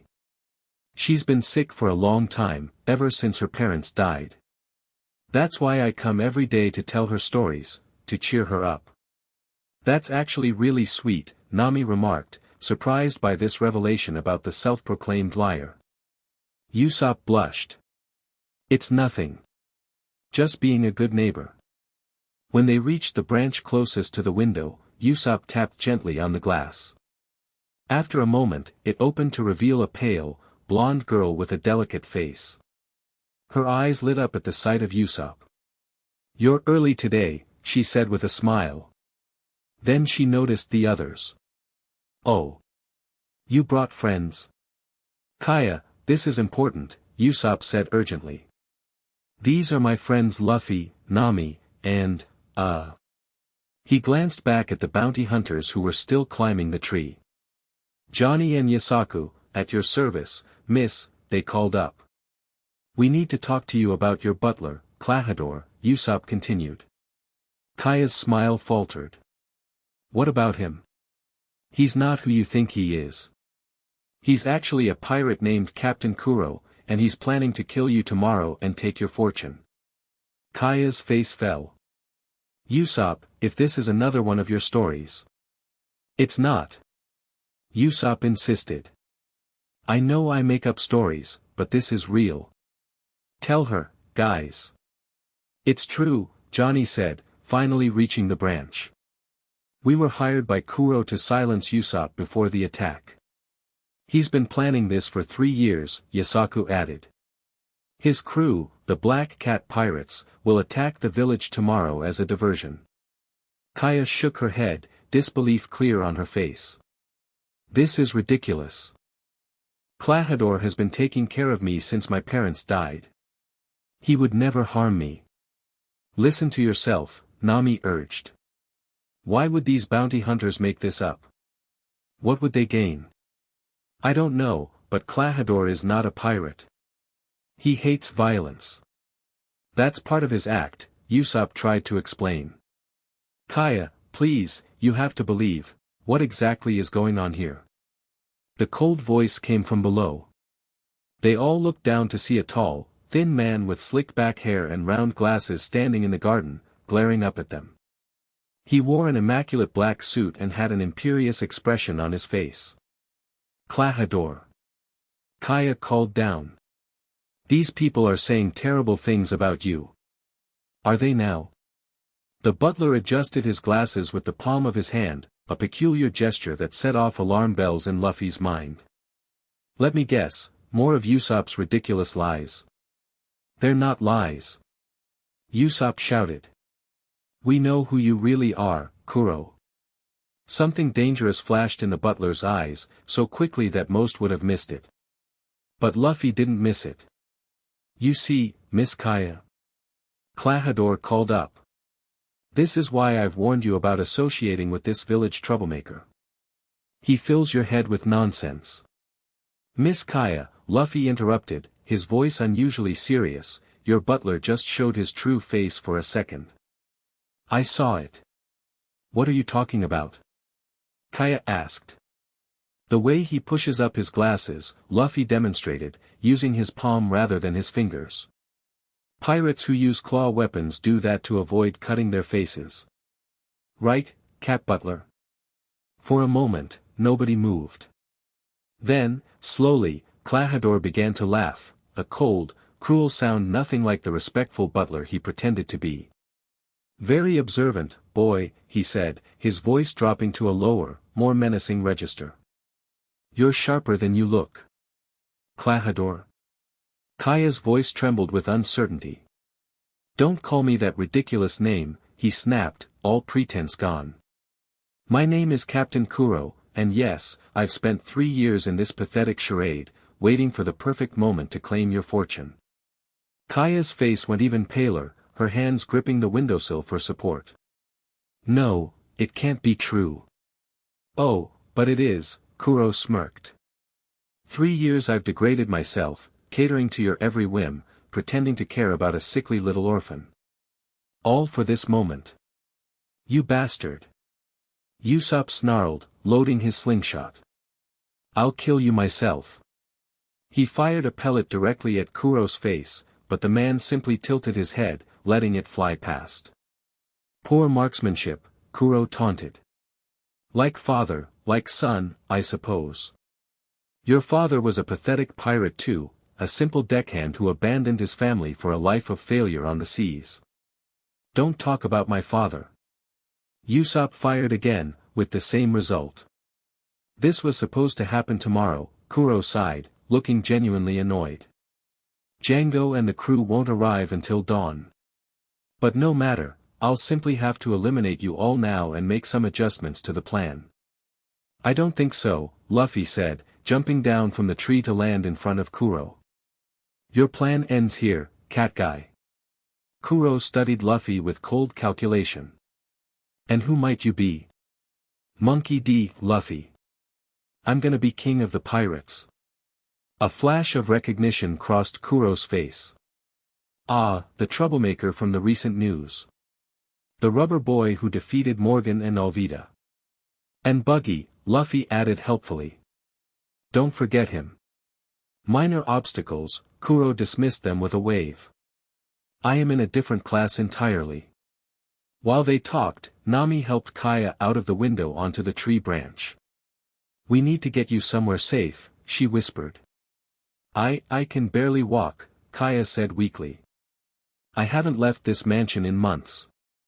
Johnny, Yasaku, Nami called to the bounty hunters. Help her down and get her to the village. The two men scrambled to assist, carefully guiding the frail girl along the branches toward the trunk. Kuro noticed the movement and frowned. I can't allow that. He reached into his coat and pulled out a pair of gloves, each finger tipped with a long, curved blade. These cat claws have gotten rusty from disuse, but they'll suffice to spill your blood. He moved suddenly, blindingly fast, and appeared behind Johnny and Yasaku as they helped Kaya down the tree. Before anyone could react, he slashed, leaving shallow cuts across both men's backs. Gah! They cried out in pain, nearly dropping Kaya. Too slow. Luffy shouted, his fist already stretching toward Kuro. Gum pistol. Kuro dodged with surprising speed, the punch hitting only air. Devil fruit abilities, he commented. Interesting, but futile against my speed. Usopp fired another pellet from his vantage point in the tree. This time, aiming carefully, he managed to strike Kuro's shoulder, causing him to stagger slightly. Get Kaya out of here. Usopp shouted to Johnny and Yasaku. I'll cover you. Despite their injuries, the bounty hunters nodded, continuing to help Kaya down. Usopp fired a barrage of pellets, forcing Kuro to focus on dodging rather than pursuing them. Nami. Luffy called. Go with them. Make sure Kaya's safe. Right. Nami slid down the tree trunk and joined the retreat, supporting Kaya from the other side as they hurried away from the mansion. Kuro's eyes narrowed behind his glasses. Running is pointless. He disappeared again, using his incredible speed to seemingly vanish from sight. Luffy closed his eyes, focusing his other senses. There. He swung his leg out in a wide arc, gum whip. His stretching leg caught Kuro in mid-stride, sending the pirate captain crashing into a garden statue. Impressive, Kuro admitted, rising and dusting off his suit. You actually managed to hit me. I'm just getting started, Luffy grinned, cracking his knuckles. Usopp jumped down from the tree to stand beside Luffy. I'm fighting too. Usopp, you should go protect Kaya, Luffy said without taking his eyes off Kuro. No way. This is my village, and Kaya is my friend. I'm not running. Usopp's knees were shaking, but he loaded his slingshot again, determination written across his face. Kuro laughed coldly. How touching. Two fools rushing to their deaths. He charged again, bladed fingers slicing through the air. Luffy pushed Usopp aside and took the brunt of the attack, the claws raking across his chest. Luffy! Usopp cried in alarm. But Luffy just grinned. The blades had stretched his rubber skin without cutting through. That tickles. He grabbed Kuro's arm before he could retreat and headbutt him hard. Kuro stumbled back, blood trickling from his nose. You wretched, Kuro snarled, his composure cracking. I'll show you my true speed. He disappeared again, but this time, he didn't reappear for a direct attack. Instead, trees and bushes around the garden began to fall, slashed by invisible blades. What's happening? Usopp looked around in panic. He's moving too fast to see, Luffy realized. Stay close to me. A slash appeared across Luffy's arm, then another across his back. The cuts were shallow against his rubber body, but they stung. Usopp wasn't so lucky. A deep gash opened on his shoulder, then his leg. Arg! Usopp. Luffy stood protectively in front of his injured friend, eyes darting around for any sign of Kuro. You can't protect him, Kuro's voice seemed to come from everywhere at once. My silent step technique makes me virtually invisible. Luffy closed his eyes again, focusing. Usopp, when I say now, fire directly to your right. But I can't see him. Trust me. Luffy listened intently, filtering out Usopp's ragged breathing and the rustling leaves. There, a pattern to the footsteps. Fast but predictable. Now. Usopp fired without hesitation. A cry of pain rewarded his faith as the pellet struck Kuro's knee, disrupting his rhythm. The pirate captain became visible again, staggering to keep his balance. Gum Gum Bazooka. Luffy's palm slammed into Kuro's chest with tremendous force, sending him flying through the mansion wall. Dust and debris exploded outward. From inside, they heard shouts of alarm from the household staff. Did you get him? Usopp asked, clutching his bleeding shoulder. Not yet, Luffy replied, eyes fixed on the hole in the wall. He's tough. Sure enough, Kuro emerged from the rubble, his suit torn and dirty, blood trickling from his mouth.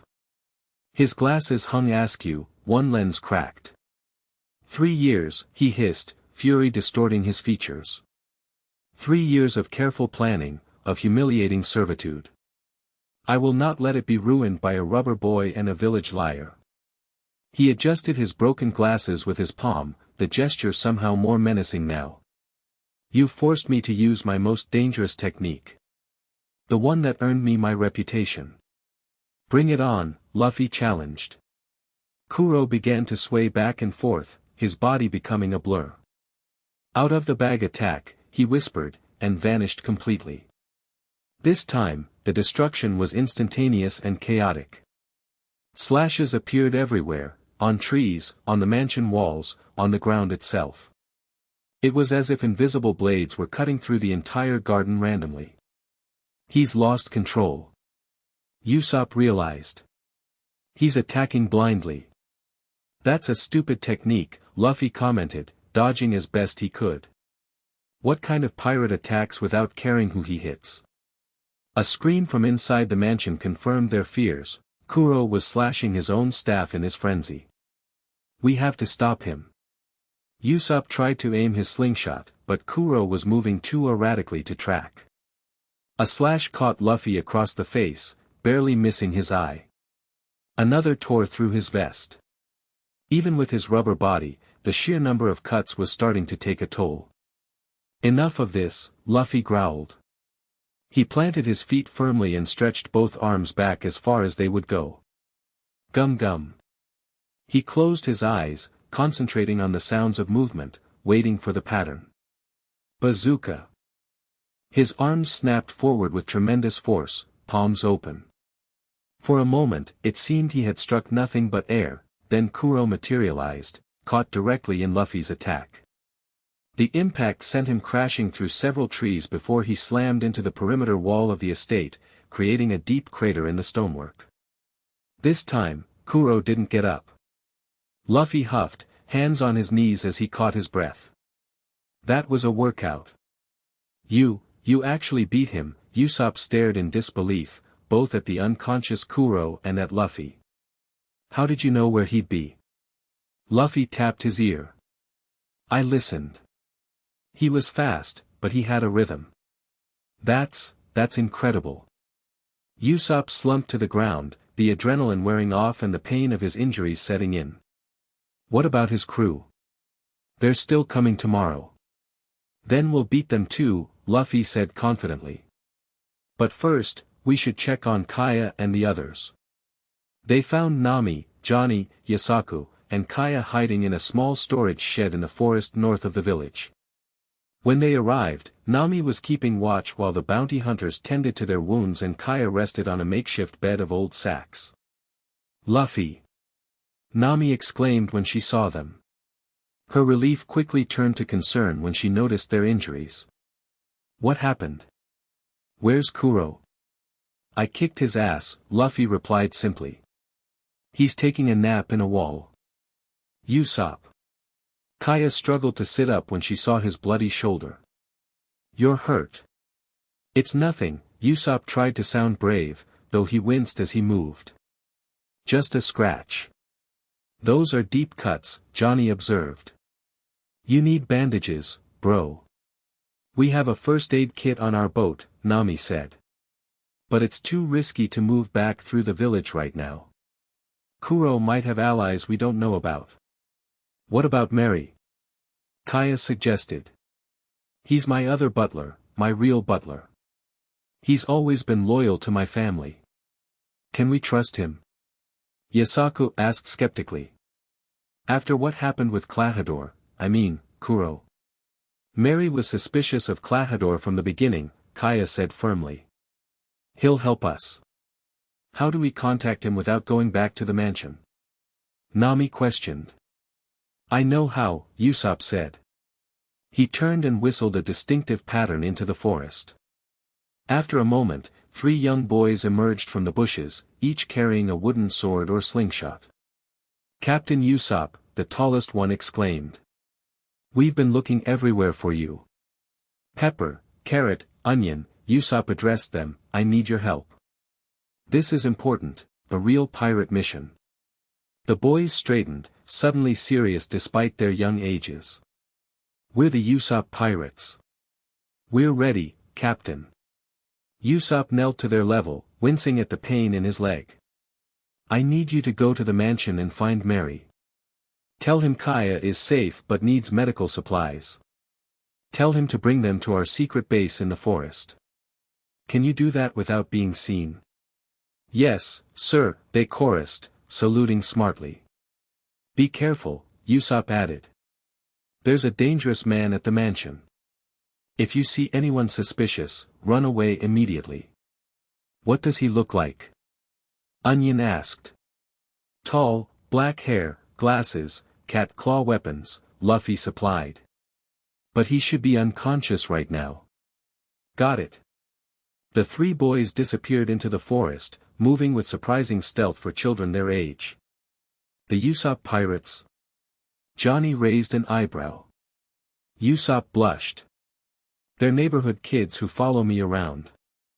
They think my stories are real. Well, they're real now, Luffy pointed out. You just fought a famous pirate captain.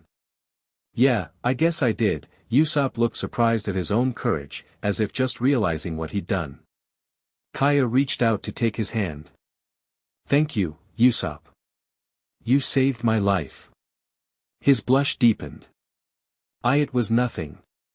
The great Captain Usopp fears no danger.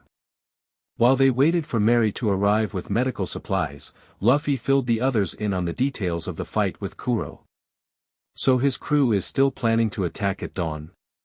Nami asked when he finished. That's what he said, Luffy confirmed. Someone named Django is leading them. Django the hypnotist, Johnny supplied. He's Kuro's first mate. Uses a pendulum to hypnotize people. Weird power, Luffy commented. Don't look directly at the pendulum if he starts swinging it, Yasaku warned. That's how he gets you. We need to prepare the village, Usopp said, attempting to stand despite his injuries. Set up traps, barricades, you need to rest, Kaya insisted, pulling him back down. You've lost blood. But my village will be defended, Luffy assured him. We've got this. Right, guys? Nami, Johnny, and Yasaku exchanged uncertain glances. Against a whole pirate crew? Nami asked skeptically. I already beat their captain, Luffy reminded them.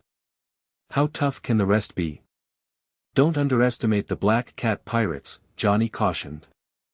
They're infamous for their brutality. All the more reason to stop them before they reach the village, Usopp insisted. There's a slope on the north shore where they'll likely land. If we can prevent them from climbing it, the village will be safe. Oil. Nami snapped her fingers. If we coat the slope with oil, they'll slip back down every time they try to climb up. That's genius. Yasaku agreed. We can pick them off from above while they're struggling. They began formulating a plan, discussing the layout of the coastline and the resources available to them. Luffy, growing bored with the tactical talk, wandered to the entrance of the shed to keep watch. Something wrong? Nami asked, noticing his restlessness. Nah, just hungry, Luffy replied. And excited for the fight tomorrow. She shook her head. Only you would be excited about facing a pirate crew. It'll be fun, he insisted. And after we beat them, Usopp can join our crew. I never agreed to that, Usopp called from inside the shed. You will, Luffy said confidently. You're a brave warrior of the sea now. Before Usopp could respond, rustling in the bushes announced the return of the Usopp pirates, accompanied by a man with white fluffy hair styled to resemble a sheep. He carried a large medical kit and looked deeply concerned. Miss Kaya, he exclaimed upon seeing her. Thank heavens you're safe. When these children told me what happened with Klahadore, it's all true, Mary, Kaya said sadly. He was a pirate all along, planning to kill me for my inheritance. I never trusted that man, Mary declared, kneeling beside her to check her condition. But to think he was the notorious Captain Kuro, it's beyond belief. Believe it, Luffy said. I put him through a wall. Mary turned, noticing Luffy for the first time. You're the one who defeated Klahadore, Kuro. Yep. I'm Monkey D, Luffy, and I'm gonna be king of the pirates. Another pirate? Mary looked alarmed. He's a good pirate, Kaya assured him. He and his friends saved my life. Mary's expression softened. Then you have my eternal gratitude. He turned his attention to treating the injured, starting with Usopp's wounds. As he worked, Nami explained their plan to defend against the Black Cat pirates' impending attack. This is all well and good, Mary said when she finished, but what about Miss Kaya's safety? She can't stay in this shed, and the mansion isn't secure with Kuro's crew on the way. My ship, Kaya suggested suddenly. The Going Merry. Your ship. Luffy perked up at the mention of a vessel. It was meant to be a surprise, Mary explained. A gift from Miss Kaya to thank Usopp for his daily visits. I designed it myself, a Caravel-class vessel capable of sailing to the Grand Line. The Grand Line. Luffy's eyes sparkled with excitement. That's perfect. We need a ship like that. Luffy, she's not offering it to you, Nami scolded. Actually, Kaya looked thoughtful, if you're willing to take me away from here until the danger passes, you're welcome to it. It's the least I can do after you saved my life. Really? Luffy could barely contain himself. A real pirate ship? It's a fine vessel, Mary assured him. Smaller than a galleon, but perfect for a small crew. Fast, maneuverable, and sturdy enough for the unpredictable waters of the Grand Line. Then it's settled. Luffy declared. After we beat the cat pirates, we'll take the Going Merry and sail to the Grand Line. With our new crewmate Usopp. I still haven't agreed to join you, Usopp protested weakly, though he looked less certain than before. You will, Luffy repeated confidently. Dawn approached, painting the sky with pale pinks and golds. The north shore of Syrup Village remained quiet, waves lapping gently against the beach. At the top of the slope leading up from the shore, Luffy, Nami, Usopp, Johnny, and Yasaku waited in ambush, hidden behind hastily constructed barricades. The slope itself glistened with oil, poured liberally during the night. Additional traps, caltrops, nets, and tripwires had been set along the edges where someone might try to climb without hitting the oil.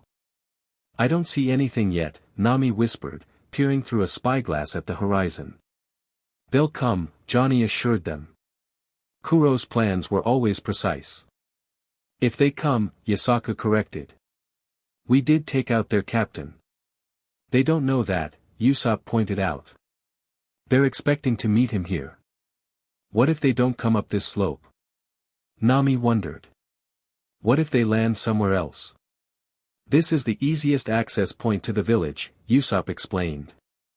Everywhere else is cliffs or dense forest. They'd have to be idiots to try another approach. Pirates can be pretty stupid, Luffy commented, picking his nose casually. Says the pirate, Nami muttered. Look. Johnny suddenly pointed. On the horizon. A ship had appeared, its black hull cutting through the morning mist. The figurehead was shaped like a black cat, its mast flying a Jolly Roger with cat ears. That's them. Yasaku confirmed. The Black Cat Pirates. As the ship drew closer, they could make out figures on deck, oddly dressed men in cat-themed outfits, led by a lanky man with heart-shaped glasses and a strange hat. That's Django, Johnny identified. The hypnotist. The ship dropped anchor offshore, and boats were lowered. The pirates began rowing toward the beach, Django standing in the lead boat. Remember the plan, Nami whispered. Let them try to climb the slope, then Usopp and I will attack from range while Johnny and Yasaku handle any who make it through the oil. Luffy, she turned to find Luffy already gone from his position. Where did he? Cat pirates. Luffy's voice boomed from the beach below, where he now stood with his hands on his hips, grinning broadly at the approaching boats. What is that idiot doing? Nami hissed in disbelief. Challenging an entire pirate crew head-on, Usopp gulped. He's either the bravest or craziest person I've ever met. Both, Nami decided. Definitely both. On the beach, Luffy continued his taunting. Your Captain Kuro is taking a nice long nap. I put him through a wall yesterday. If you guys want to fight, I'll beat you up too. The boats faltered, pirates looking at each other in confusion. What nonsense is this? Django stood up, adjusting his strange hat. Captain Kuro can't be defeated. He's the man of 100 plans. Well, his plan to kill Kaya failed, Luffy shouted back. And so will your attack on this village. So either turn around or fight me. Men. Django addressed his crew as their boats reached the shore. This is obviously some village trick. Captain Kuro's plan is perfect. Advance as scheduled. The pirates leaped from their boats, drawing swords and pistols as they charged toward the slope. Luffy stood directly in their path, cracking his knuckles. Guess we're doing this the fun way, he grinned. Get him. Django commanded, and the pirates rushed forward. Luffy took a deep breath, wound up his arm, and unleashed a sweeping punch that stretched across the entire width of the beach. Gum Gum Whip. Pirates flew in all directions, some landing back in the water, others crashing into their own boats. Django's jaw dropped at the display of devil fruit power. What the hell is he? One pirate cried out in shock. He stretched. Did you see that? His arm stretched. I ate the Gum Gum fruit, Luffy explained, retracting his arm. I'm a rubber man. Cool, huh? Devil fruit or not, we have our orders. Django rallied his men. Forward. For Captain Kuro. The pirates charged again, more cautiously this time. Luffy met them head-on, his fists and feet stretching in all directions as he fought multiple opponents simultaneously. His rubber body absorbed their blows while his counterattack sent pirates flying. From the top of the slope, the others watched in amazement. He's actually holding his own against all of them, Usopp marveled. Should we help him? Johnny asked, hand on his sword. I think. Nami squinted through her spyglass, he's enjoying himself. Indeed, Luffy was laughing as he fought, clearly having the time of his life. Is that all you've got? I thought cat pirates would be faster. This is our chance, Django suddenly declared. While he's distracted. He pulled out a circular pendant on a string and began swinging it. When I say 1, 2, Django, you'll all become super strong. Unstoppable. Don't look. Johnny and Yasaku shouted in unison. But it was too late. The pirates facing Django had already fixed their gaze on the swinging pendant, as had Luffy, who had turned at the sound of Django's voice. 1.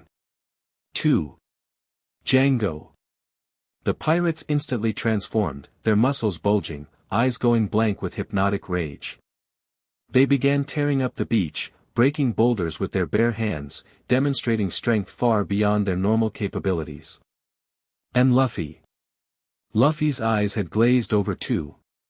He stood perfectly still for a moment, then let out a primal roar that shook the very air.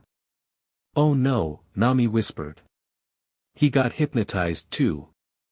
Luffy charged, but not at the pirates, at the massive figurehead of the Black Cat ship anchored offshore. With a single, devastating punch, he ripped it clean off, then proceeded to smash it against the ship itself, tearing a huge hole in the hull. "He's destroying their ship." Usopp gasped. While hypnotized to be super strong, Yasaku added in awe. "That's terrifying." "Django," one of the pirates cried out. "Stop him. He's wrecking our escape route." The hypnotist's jaw had dropped in shock. This wasn't supposed to happen. He was supposed to fight his own allies. "We don't have allies here, you idiot," another pirate shouted back. "You just made him stronger for no reason." Django fumbled with his pendant again. 1, 2, Django. Sleep. Luffy immediately collapsed face first onto the beach, snoring loudly. The hypnotized pirates similarly fell unconscious where they stood. "Now's our chance," Django ordered the remaining pirates. "Up the slope. To the village." The pirates charged toward the slope, only to slip and slide back down as soon as they hit the oil. They tumbled over each other in a chaotic pile at the bottom, cursing and shouting. "Now!" Nami signaled. Usopp began firing a barrage of pellets from his slingshot, targeting the fallen pirates with remarkable accuracy. Nami threw specially prepared smoke bombs that exploded among the pirates, adding to their confusion. Johnny and Yasaku stood ready at the top of the slope, swords drawn for any pirate who somehow made it through the oil. "This is going better than expected," Yasaku commented. "Don't jinx it, bro," Johnny warned. "Get up, you fools." Django shouted at his fallen crew. "Find another way up." A few pirates began attempting to climb the edges of the slope, avoiding the oil. One made it halfway up before triggering a tripwire that released a net, entangling him completely. "Is that all you've got, Black Cats?" Usopp taunted, his confidence growing with each successful defense. "The great Captain Usopp has defeated bigger crews than yours." "You'll regret those words," Django snarled. He turned to his ship and shouted, "Nyaban brothers. We need you." Two figures leaped from the damaged ship, covering the distance to shore in a single bound. One was thin and wiry, the other massively obese, but both moved with surprising speed and agility. Sham and Butchie, Johnny identified them grimly. "The ship guards. They're stronger than they look." "I am Sham," the thin one announced. "And I am Butchie," the fat one added. "Together, we are the Nyaban brothers." They struck a ridiculous pose that would have been comical if not for the deadly claws attached to their hands, reminiscent of Kuro's weapons. "Clear a path to the village," Django ordered them. "Yes, Captain Django," they chorused. With incredible speed, they bounded toward the slope. "They're fast," Nami warned. Sham reached the oil first but, instead of slipping, used his momentum to run up the nearly vertical cliffside adjacent to the slope.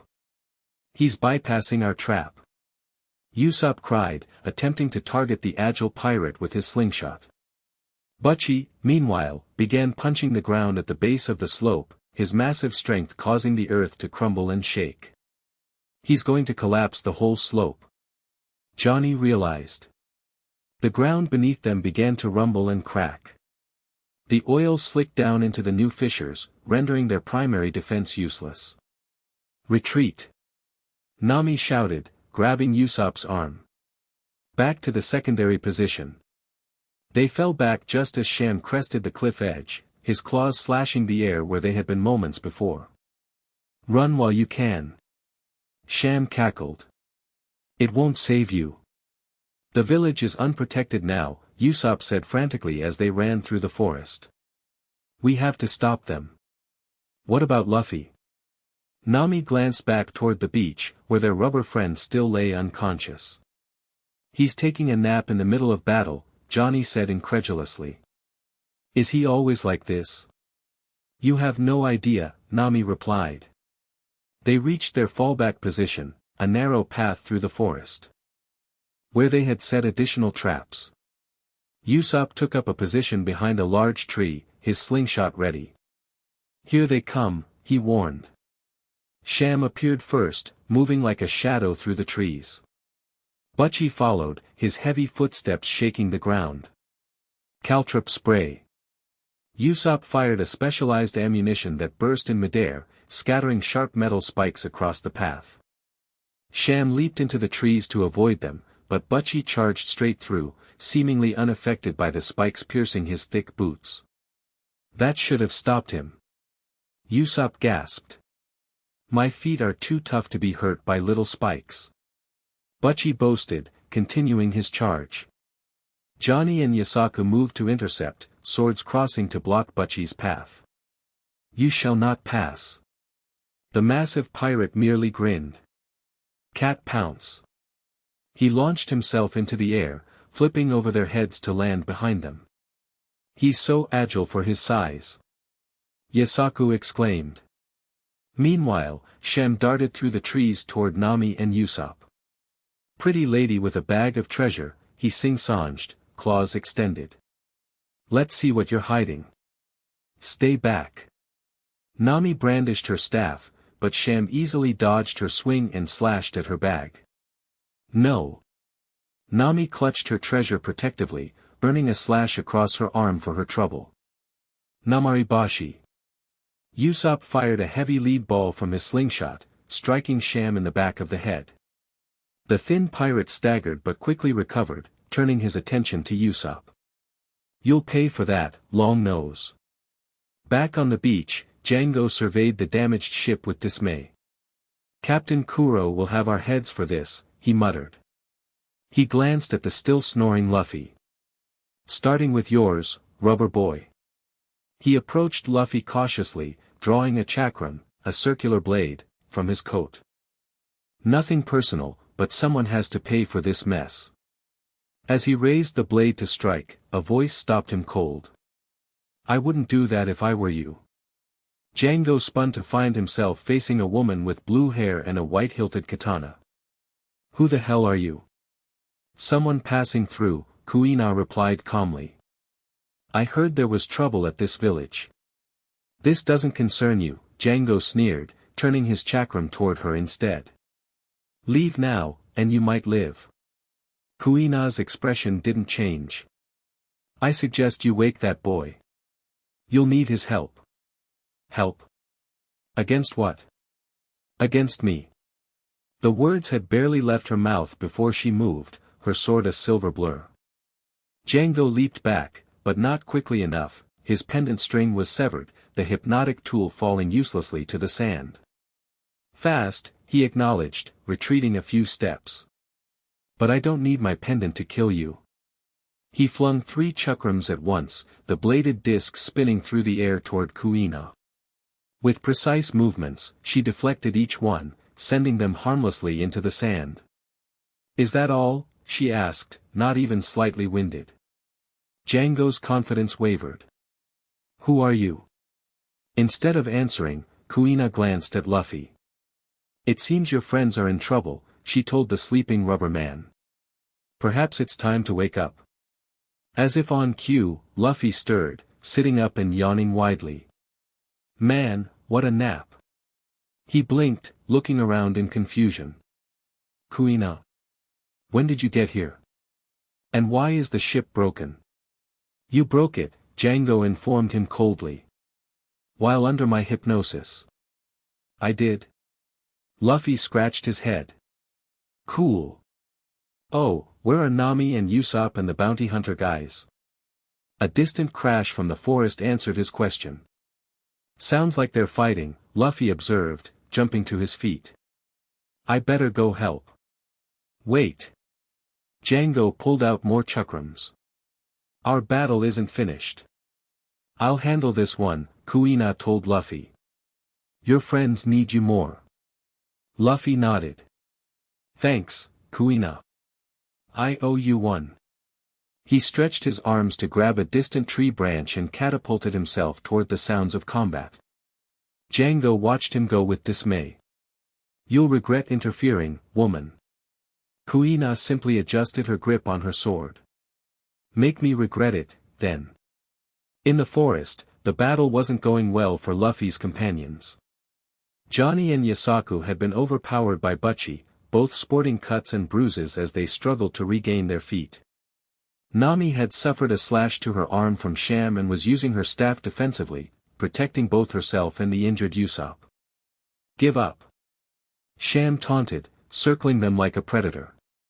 Captain Kuro's plan cannot fail. Captain Kuro is unconscious in a wall, Usopp spat back, loading his slingshot despite his own injuries. Your plan has already failed. Lies. Butchie roared, stomping the ground hard enough to shake the trees. Captain Kuro is invincible. I beat him yesterday, came a cheerful voice from above. He wasn't so tough. All eyes turned upward to see Luffy perched on a branch, grinning down at them. Luffy! Nami exclaimed in relief. You're awake. Usopp added. Sorry I fell asleep, Luffy scratched his head sheepishly. That hypnotist guy tricked me. Another one? Sham hissed. It doesn't matter. We'll claw you to pieces too. Nah, Luffy disagreed, dropping from the branch to land between his friends and the Nyaban brothers. I'm gonna kick your butts now. You hurt my friends. Cat pounce. Butchie launched himself at Luffy, claws extended. Luffy didn't dodge. Instead, he planted his feet and wound up his arm. Gum Gum Pistol.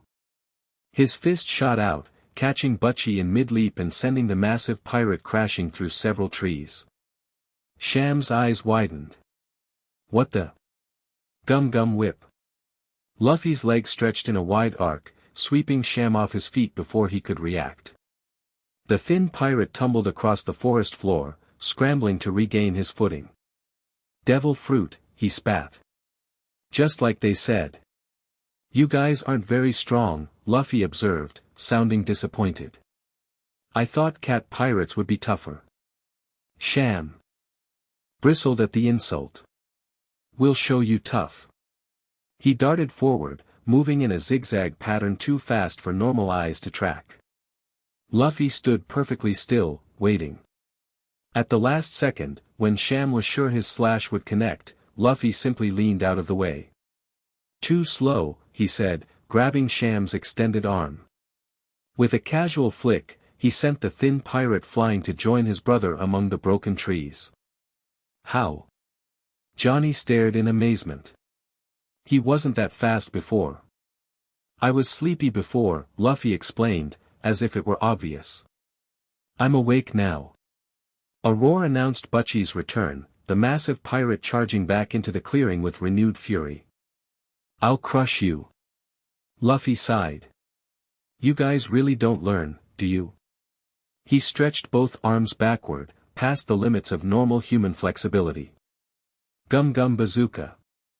His palms slammed into Butchie with devastating force, sending the pirate flying so far and fast that they heard him crash into the remains of the Black Cat ship on the distant beach.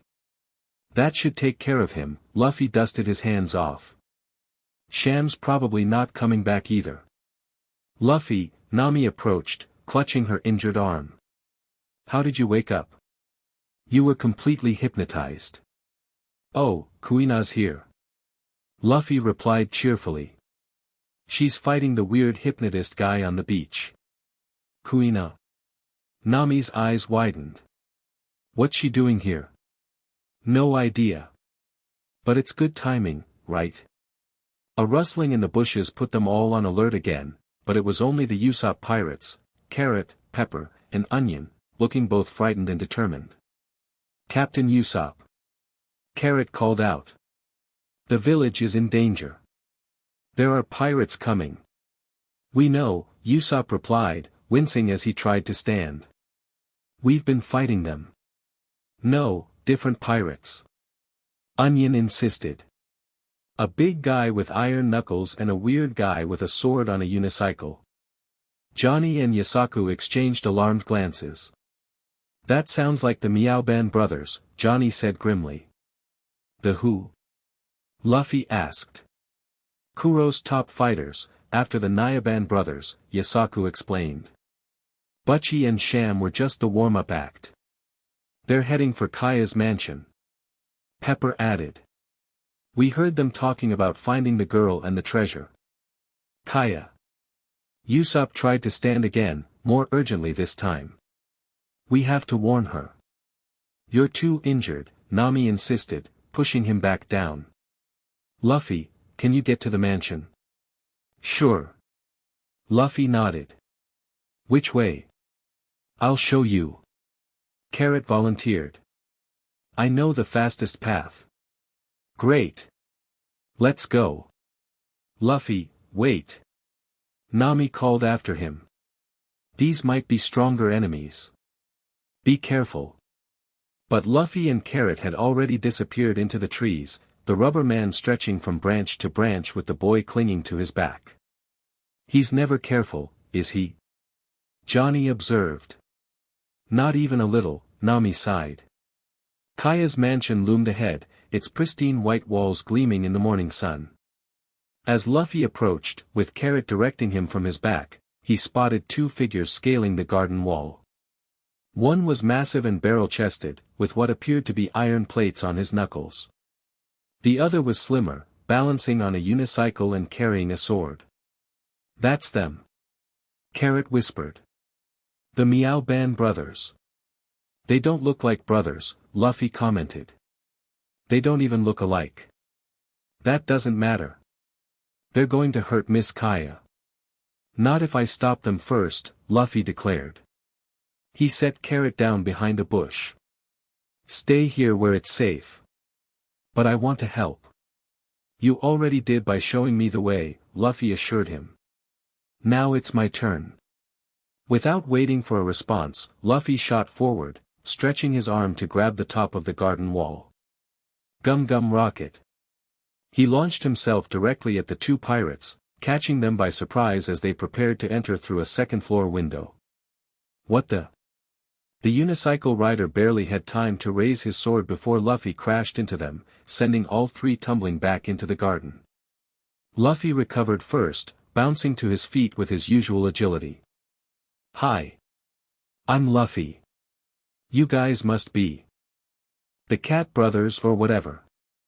Miaoban Brothers, the unicyclist corrected, riding his vehicle with impressive balance. I am Kabeji the acrobat. And I am Buchi, the larger one growled, flexing his iron-plated fists. Who the hell are you? The guy who's going to kick your asses, Luffy replied simply. You're not hurting Kaya. You must be one of the troublemakers Django warned us about, Kabeji twirled his sword. Where's Captain Kuro? I told you already, I beat him up yesterday. He's probably still stuck in that wall. Liar. Buchi snarled. No one defeats Captain Kuro. I did, Luffy shrugged. It wasn't that hard. Enraged, Buchi charged, his iron knuckles raised for a devastating blow. Iron punch. Luffy sidestepped the attack, letting Buchi's momentum carry him past. Too slow. Kabeji took advantage of the distraction to pedal forward, sword extended. Acrobat technique, murder at the steam bath. A cloud of hot steam erupted from his mouth, momentarily blinding Luffy. Through the mist, Kabeji's sword thrust forward, aiming for Luffy's chest. The blade connected, and stretched Luffy's rubber body without penetrating. What sorcery is this? Kabeji gasped, pulling back his sword. I'm a rubber man, Luffy explained for what felt like the 100th time that day. Swords don't cut me very easily. Then how about this? Bucci had recovered and now slammed his iron knuckles into the ground. Iron shockwave.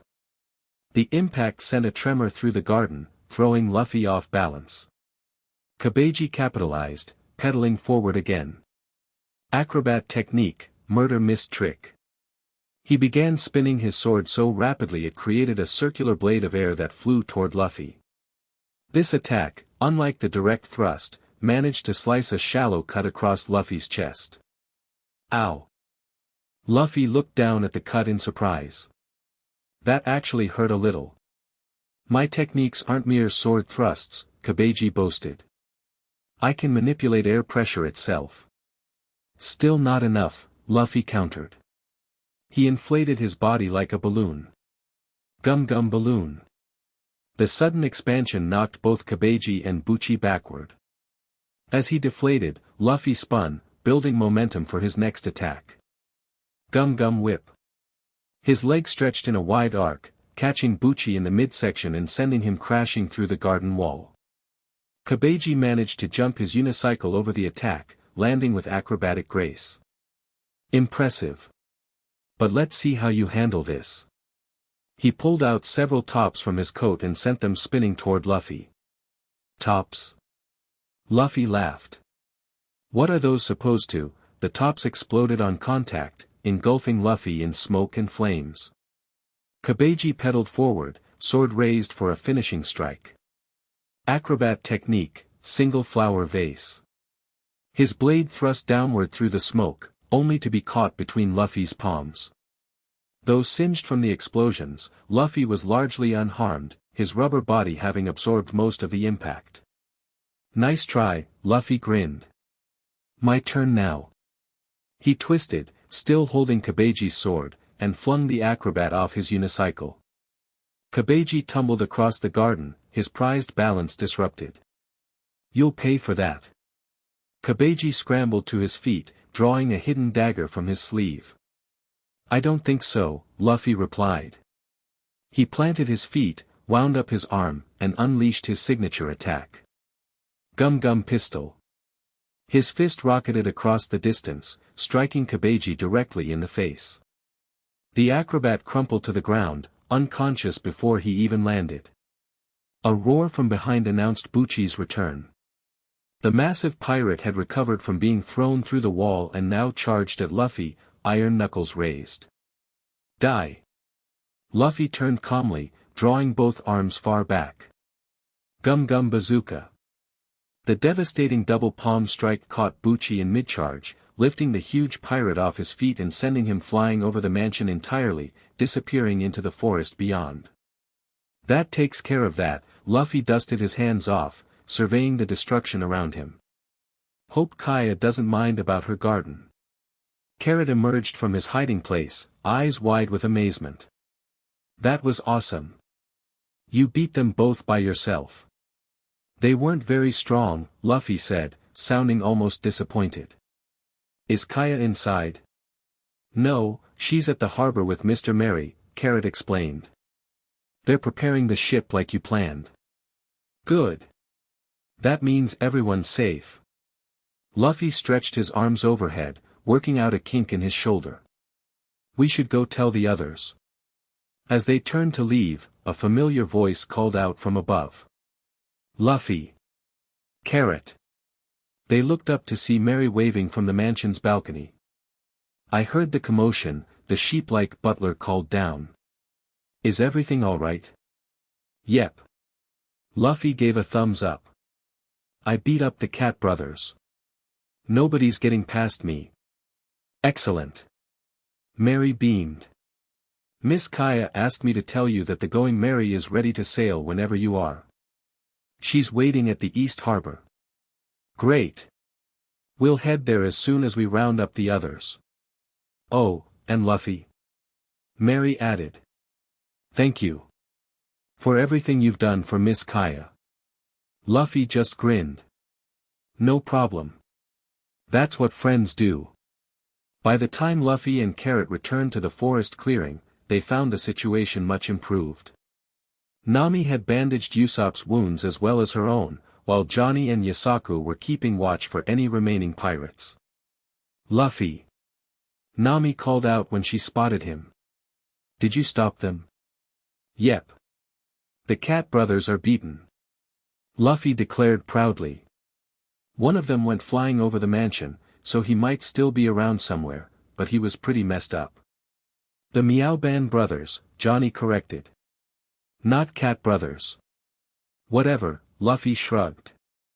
They had cat ears, so they're cat brothers to me. What about the ship?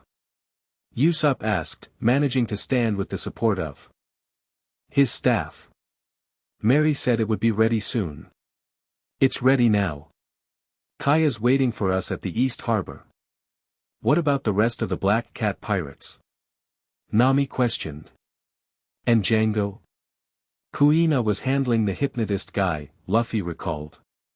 We should check if she needs help. If she's anything like when we last saw her, she probably doesn't, Nami remarked. Nevertheless, they made their way back toward the beach, Usopp leaning on Johnny and Yasaku for support. When they arrived, they found Kuina calmly cleaning her blade while an unconscious Django lay face down in the sand, surrounded by the scattered remains of his chakrams. Kuina. Luffy called out cheerfully. You beat him. She looked up, sheathing her sword with a smooth motion. It wasn't much of a challenge. The rest fled in their remaining boat once their leadership fell. What are you doing here? Nami asked. I thought you were investigating corrupt marines elsewhere. I was, Kuina confirmed. But I heard rumors about Kuro being alive, despite his supposed execution. It suggested marine corruption at the highest levels, someone who took bribes to fake his death. So you came to investigate, Usopp concluded. And found you already handling the situation, she smiled slightly. You've done well, Straw Hat. Thanks. Luffy grinned. Wanna join my crew now? Kuina shook her head. Still no. My mission continues elsewhere. Ah, come on. It would be awesome to have a super strong sword person on the crew. Perhaps you'll find another swordsman on your journey, Kuina suggested. There are many skilled blades in East Blue. But none as cool as you. She actually laughed at that. You flatter me, Straw Hat, but my answer remains the same. Before Luffy could continue his recruitment attempts, Pepper and Onion came running down the path. Captain Usopp, they called in unison. The ship is ready. Miss Kaya says to hurry before the tide changes. We should get going, Nami agreed, gathering her belongings. It's been an eventful morning. What about him? Johnny pointed at the unconscious Django. The Marines will be here soon, Kuina assured them. I sent word before engaging him. They'll round up any remaining pirates. With that settled, they made their way to the East Harbor, where a magnificent caravel awaited them. Its figurehead was shaped like a ram's head, its clean white hull gleaming in the sunlight. Two masts supported large, furled sails, and the polished deck promised ample space for a small crew. Wow! Luffy's eyes sparkled at the sight. It's perfect. Kaya stood on the dock beside the ship, looking much healthier than when they'd first met her. The color had returned to her cheeks, and she stood without support, smiling as they approached. There you are, she called out. Do you like her? The going merry? She's beautiful, Nami breathed, her experienced eye appreciating the craftsmanship. A real caravel. I designed her myself, Mary stated proudly, appearing from the ship's cabin. She's small, but sturdy enough for the Grand Line. Fast, too, with a favorable wind. Thank you, Kaya. Luffy bounced excitedly on the dock. This is the best pirate ship ever. It's the least I can do after you saved my life, Kaya replied. and exposed Kuro's deception. She turned to Usopp, who had been unusually quiet. "Are you really leaving, Usopp?" He nodded, a mixture of excitement and sadness on his face. "It's time. I've always dreamed of being a brave warrior of the sea, having real adventures instead of just making them up." "I'll miss your stories," she said softly. "I'll come back with new ones," he promised. "Real ones this time." Kaya smiled, tears welling in her eyes. "I'll be waiting." The Usopp pirates, Carrot, Pepper, and Onion, were less composed about their captain's departure. "Don't go, Captain," they wailed, clinging to his legs. "Hey, now," Usopp knelt to their level, wincing slightly at his injuries. "Who's going to protect the village while I'm gone? I need you three to take over as captains of the Usopp pirates." There. Tears paused as they considered this promotion. "Really? All three of us as captains?" "Absolutely," Usopp nodded seriously. "It's a big responsibility. Can I count on you?" They stood at attention, tears forgotten as they saluted. "Yes, sir, Captain Usopp." "That's settled then," Usopp smiled. "When I return, I expect full reports on how you've protected Syrup Village." While these goodbyes were happening, Johnny and Yasaku approached Luffy. "So, Straw Hat," Johnny began hesitantly. "We were thinking. Can we join your crew too?" Yasaku blurted out. "At least temporarily." Luffy blinked in surprise. "You guys want to be pirates?" "Not permanently," Johnny clarified. "But after what happened with Kuro, we're reconsidering the bounty hunting business. Maybe we need a change of pace." "And you're clearly going places," Yasaku added. "It wouldn't hurt to sail with you for a while, see where the wind takes us." Luffy grinned broadly. "Sure. The more the merrier. Welcome aboard." "Just temporarily," Nami emphasized, eyeing the bounty hunters skeptically. "Until the next major port." "Of course, Big Sis Nami," they chorused, using the respectful title that made her roll her eyes. With farewells complete and the tide turning favorable, they boarded the Going Merry. Merry gave them a quick tour, explaining the ship's features and how to operate the basic systems.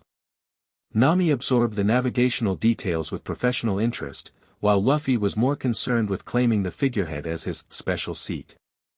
Kuina watched from the dock, a small smile playing on her lips. "You sure you won't join us?" Luffy called down to her. "Last chance. Our paths will cross again, Straw Hat," she replied enigmatically. "But not yet. There's someone you're meant to meet first." "Who?" She merely smiled. "The sea has a way of bringing the right people together at the right time." With that cryptic statement, she turned and walked away, her white sword gleaming in the sun. As the Going Merry set sail, the people of Syrup Village gathered on the shore to wave goodbye.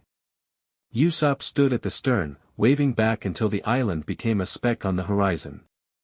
"So," Nami approached him once they were well underway. "Official crew member now, huh?" "I guess so," Usopp replied, his voice thick with emotion. "I'm really doing it. I'm really a pirate. A pirate under the future Pirate King," Luffy declared from his perch on the figurehead.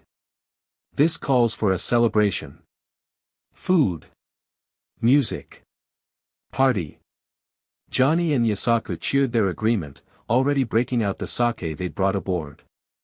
As the celebration began, Nami pulled Luffy aside. "You know, you've started to build quite the crew," she observed. "A liar with a slingshot and 2 bounty hunters. And the best navigator in East Blue," Luffy added with a grin. She didn't correct him this time, merely smiling and shaking her head. "You're something else, Luffy." "Thanks." That wasn't necessarily a compliment.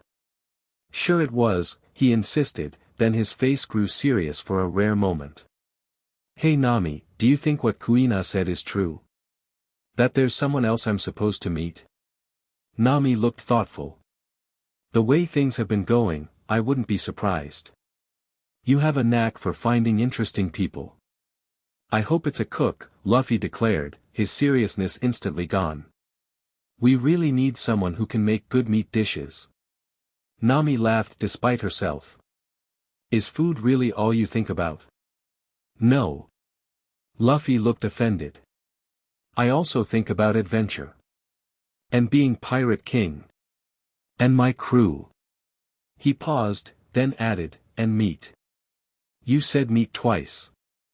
It's important enough to count twice. As they bantered, the Going Merry sailed smoothly across the blue waters, carrying its motley crew toward their next adventure. On the horizon, unseen by any of them, a floating restaurant shaped like a fish waited to change their journey forever. And somewhere in East Blue, a green-haired swordsman continued his own path, unaware that fate had redrawn the map that would eventually bring him face to face with the straw-hatted captain who was meant to be his greatest ally. Chapter 3, The Cook and the Swordsman. The Going Merry cut through the waves with surprising speed, its white hull gleaming in the midday sun. 5 days had passed since they'd left Syrup Village, and the newly formed crew was settling into a rhythm of sorts. Nami spent most of her time at the navigation table, charting their course through East Blue's unpredictable waters. Usopp had claimed the crow's nest as his domain, spinning wild tales to Johnny and Yasaku about his 5,000 followers and alleged adventures fighting sea kings. Luffy, predictably, divided his time between lounging on his special seat atop the ram figurehead and raiding their food supplies. Luffy. Those provisions need to last us. Nami shouted, catching him midway through his third snack of the morning. But I'm hungry now, he complained, mouth full of dried meat. Can't we fish or something? You tried fishing yesterday and almost fell overboard, she reminded him. Twice. Third time's the charm. That's not how, Nami sighed, giving up. Fine, but if you fall in, I'm not jumping after you. Someone else can save the hammer this time. Usopp's voice rang out from above. Ship ahead. A really weird one. They all rushed to the bow, squinting at the horizon. Sure enough, a bizarre silhouette was taking shape in the distance, what appeared to be an enormous fish floating on the water. What the hell is that? Johnny wondered, adjusting his sunglasses. It's a fish-shaped ship, Yasaku realized. Wait, could it be? The bounty hunters exchanged excited looks. The Baratai, they shouted in unison. The what? Luffy asked, head tilted in confusion. The Baratai, East Blue's famous floating restaurant. Johnny explained. We've heard stories about this place. Restaurant? Luffy's eyes immediately lit up. With meat? The finest seafood in all of East Blue, Yasaku confirmed. Pirates, Marines, merchants, everybody stops at the Baratai. Even the toughest pirates behave themselves there, Johnny added. The owner used to be a pirate himself, Red Leg, Zeph. Lost his leg saving his crew, then retired to open this place. Nami frowned. Wait, this is where Kuina was headed, isn't it? She mentioned investigating corrupt Marines at a floating restaurant. That's right. Luffy remembered. Maybe she's still there. As they drew closer, the Barati's unique design became clearer. The restaurant was indeed built to resemble a giant fish, complete with fins and a tail. The main dining area occupied the fish's body, while the kitchen and crew quarters were housed in the head. A small dock extended from one side, already crowded with various vessels. It's even cooler than I imagined. Luffy bounced excitedly. Let's eat there. With what money? Nami asked pointedly. Fancy restaurants aren't cheap. We've got treasure. Luffy reminded her. My treasure, she corrected sharply. And it's not for splurging on fancy meals. I've got some money, Usopp offered. Kaya insisted I take some before leaving. Perfect. Luffy clapped him on the back hard enough to make him stumble. Usopp's treating us all to lunch. I didn't say, Usopp began, but Luffy had already stretched his arms to grab the Barity's rail, preparing to rocket himself over. "Wait, you idiot!" Nami shouted. "We need to dock properly." Too late. Luffy launched himself toward the restaurant with his characteristic, gum-gum rocket. Unfortunately, he misjudged his trajectory and went crashing through the roof instead of landing on the deck. "That moron," Nami groaned, facepalming as the sounds of breaking dishes and panicked shouts echoed from within the restaurant. "He's going to get us all banned before we even step foot inside." Johnny and Yasaku scrambled to bring the Mary alongside the Barity's dock, while Nami and Usopp hurried to follow their captain and hopefully minimize the damage. The scene inside was exactly what they feared. Luffy had landed directly on a table, smashing it to splinters and sending food flying in every direction. A Marine officer with striking pink hair was covered in soup, his pristine white uniform now stained beyond recognition. Surrounding him were several equally disgruntled Marine soldiers, all glaring at the rubber boy who sat amidst the wreckage, picking noodles out of his hair. That was awesome. Luffy grinned, seemingly oblivious to the chaos he'd caused. "Hey, is this the restaurant? It smells great in here." "You." The pink-haired Marine stood, dripping with consommé. "Do you have any idea what you've done?" "Crashed through the ceiling." Luffy offered helpfully. "You assaulted a Marine officer," the man sputtered, his pinched face growing even redder. "I am Lieutenant Iron Fist, Full Body.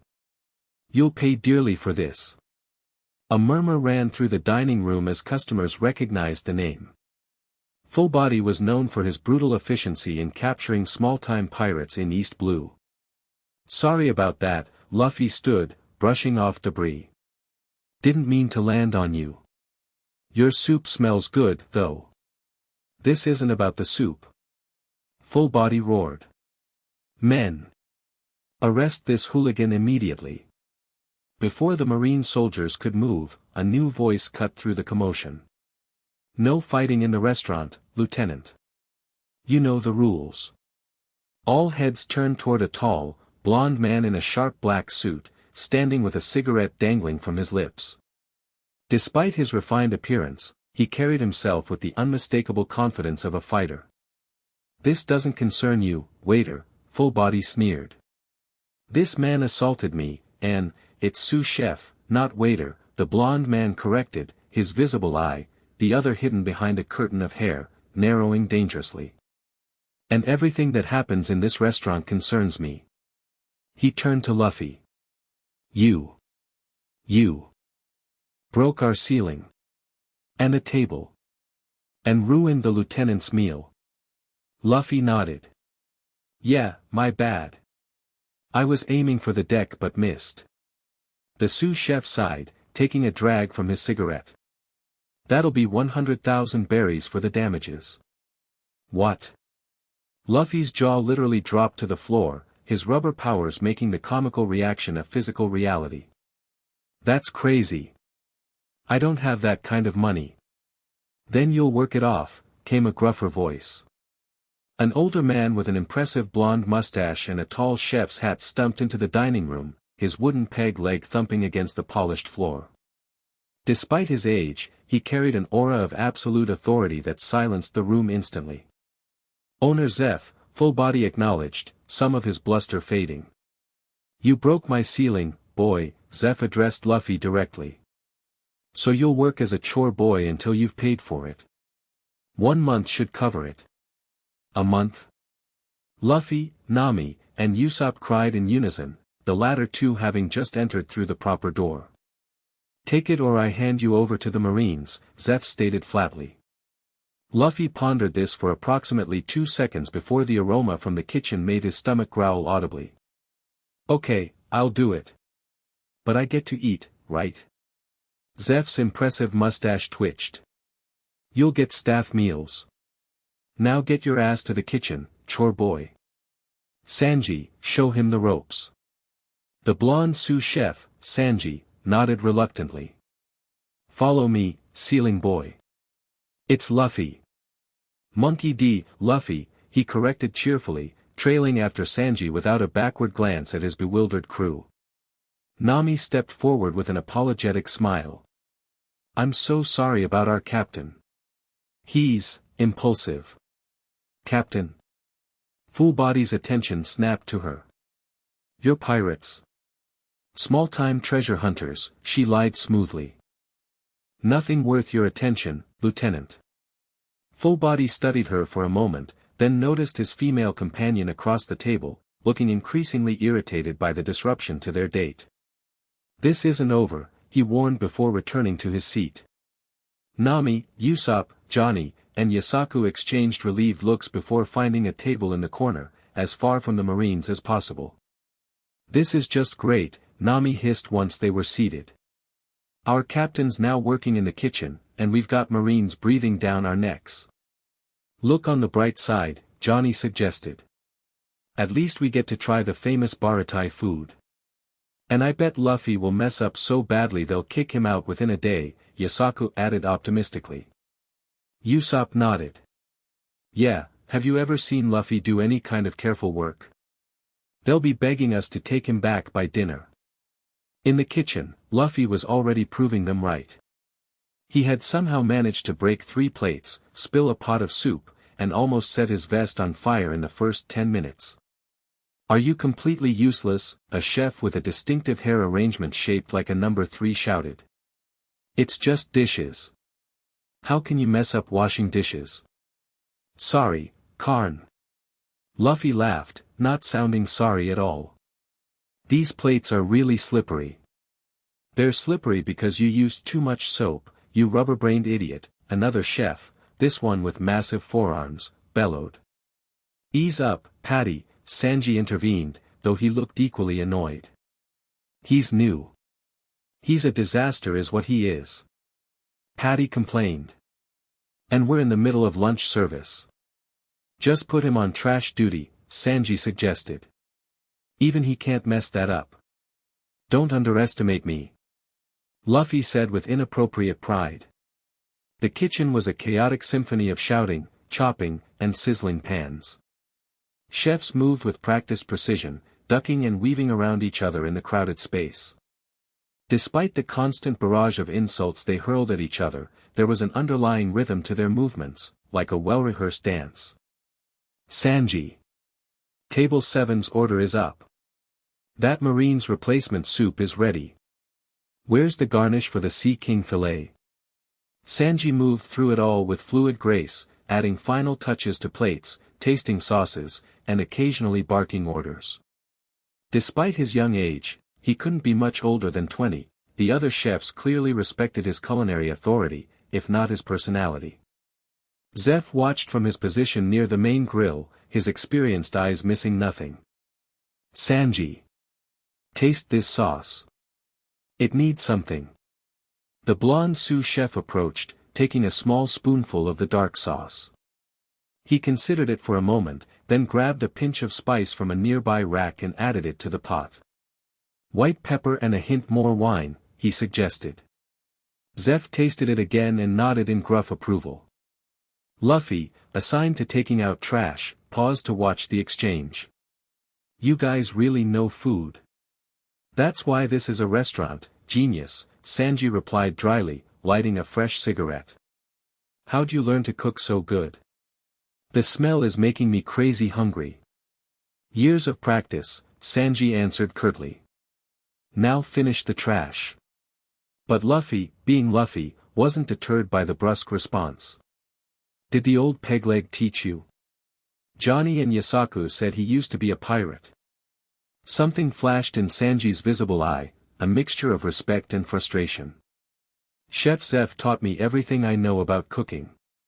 And he wasn't just any pirate. He was the captain of the Cook Pirates, feared throughout the Grand Line." "The Grand Line?" Luffy's eyes widened with interest. "That's where I'm heading.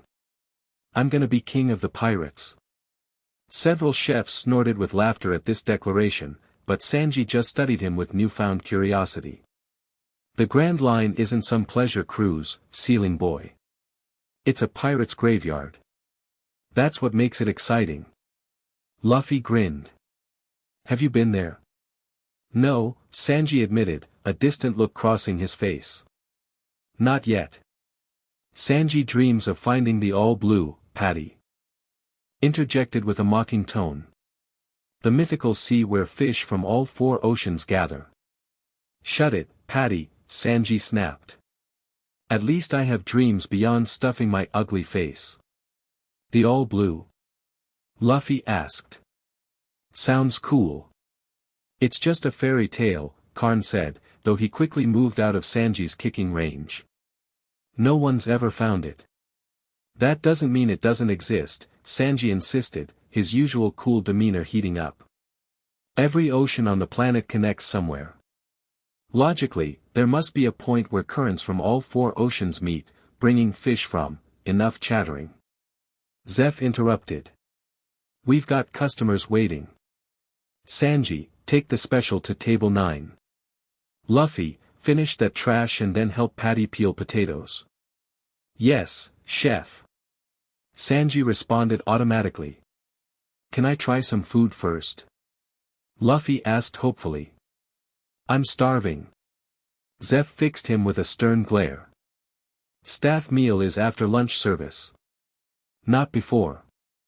Luffy's shoulders slumped dramatically, but he returned to his trash duties, stealing longing glances at the delicious dishes passing by. Back in the dining room, Nami, Usopp, Johnny, and Yasaku were enjoying what they unanimously agreed was the best meal they'd ever had. This fish is incredible, Nami practically moaned. I didn't know food could taste like this. The sauce has at least 20 different spices, Usopp analyzed, trying to identify them all. Maybe more. Johnny and Yasaku were too busy stuffing their faces to comment, tears of joy streaming down their cheeks. Their blissful dining experience was interrupted by a commotion near the entrance. Lieutenant Fullbody was standing again, this time confronting Sanji, who had just delivered a bottle of wine to his table. What is this swill? Fullbody demanded loudly, purposely drawing attention. I specifically ordered a 1985 Chateau Margaux. This is clearly inferior. Sanji's expression remained neutral. That is indeed the 1985 Chateau Margaux, sir. I personally selected it from our cellar. Are you calling me a liar? Fullbody's voice rose. I'm a wine connoisseur. I know what I'm talking about. Sanji's eye narrowed slightly. With all due respect, Lieutenant, you wouldn't know fine wine if it were served in your mother's favorite teacup. A collective gasp went through the restaurant. Fullbody's face turned as pink as his hair. How dare you, he sputtered. Do you know who I am? A customer who's embarrassing himself, Sanji replied coolly. And wasting good wine. Fullbody, unable to counter with words, did what frustrated bullies often do, he lashed out physically. He knocked the wine bottle off the table, sending it crashing to the floor, the dark red liquid spreading like blood across the polished wood. The restaurant went dead silent. Sanji looked down at the spilled wine, his expression unreadable. Then, with deliberate slowness, he knelt and dipped his finger in the puddle, bringing it to his lips to taste. 1985 Chateau Margaux, he confirmed quietly. A good year. The vines struggled through drought that summer, giving the grapes a concentrated flavor. The winemaker probably didn't sleep for weeks during harvest, selecting each grape by hand to ensure only the perfect ones made it to press. He stood, his visible eye now blazing with barely contained fury. All that care, all that craftsmanship, all that love poured into creating something beautiful, and you wasted on a temper tantrum. Fullbody sneered. It's just wine. I'll pay for it. Some things can't be paid for, Sanji replied, and then moved so fast that few in the restaurant could follow. One moment he was standing calmly, the next, Fullbody was flying across the room, propelled by a devastating kick to the ribs. The Marine crashed into an empty table, splintering it on impact. His date screamed, customers scrambled back, and Marine soldiers jumped to their feet. Chef Sanji, one of the other waiters cried in alarm. Not again. Sanji straightened his tie casually. No one wastes food or drink in this restaurant. Full Body staggered to his feet, blood trickling from the corner of his mouth. You've assaulted a Marine officer. I'll have this place shut down. Try it, Sanji challenged, completely unfazed. Better men than you have made that threat. Stand down, Sanji. Zeph had appeared in the doorway to the kitchen, his wooden leg thumping ominously as he approached. You've made your point. He wasted food, chef, Sanji said, as if this explained everything. And you broke another table, Zeph replied. To Full Body, he added, your meal's on the house for the inconvenience, Lieutenant. But I suggest you leave now before my sous chef decides to serve your liver as pâté. This isn't over, Full Body hissed, clutching his ribs as his soldiers helped him toward the exit. The Navy will hear about this. Be sure to give them my regards, Zeph called after him dryly. As the Marines departed, the restaurant slowly returned to normal, though with an added buzz of excitement. Apparently, Chef Sanji's outbursts were something of a local legend, and a draw for certain customers hoping to witness the spectacle. Whoa, Usopp whispered. Did you see how fast he moved? That was almost as quick as Luffy. And that kick, Johnny added admiringly. Perfect form. He's definitely a fighter, not just a cook, Yasaku agreed. Nami was watching Sanji with a calculating expression. Interesting. Very interesting.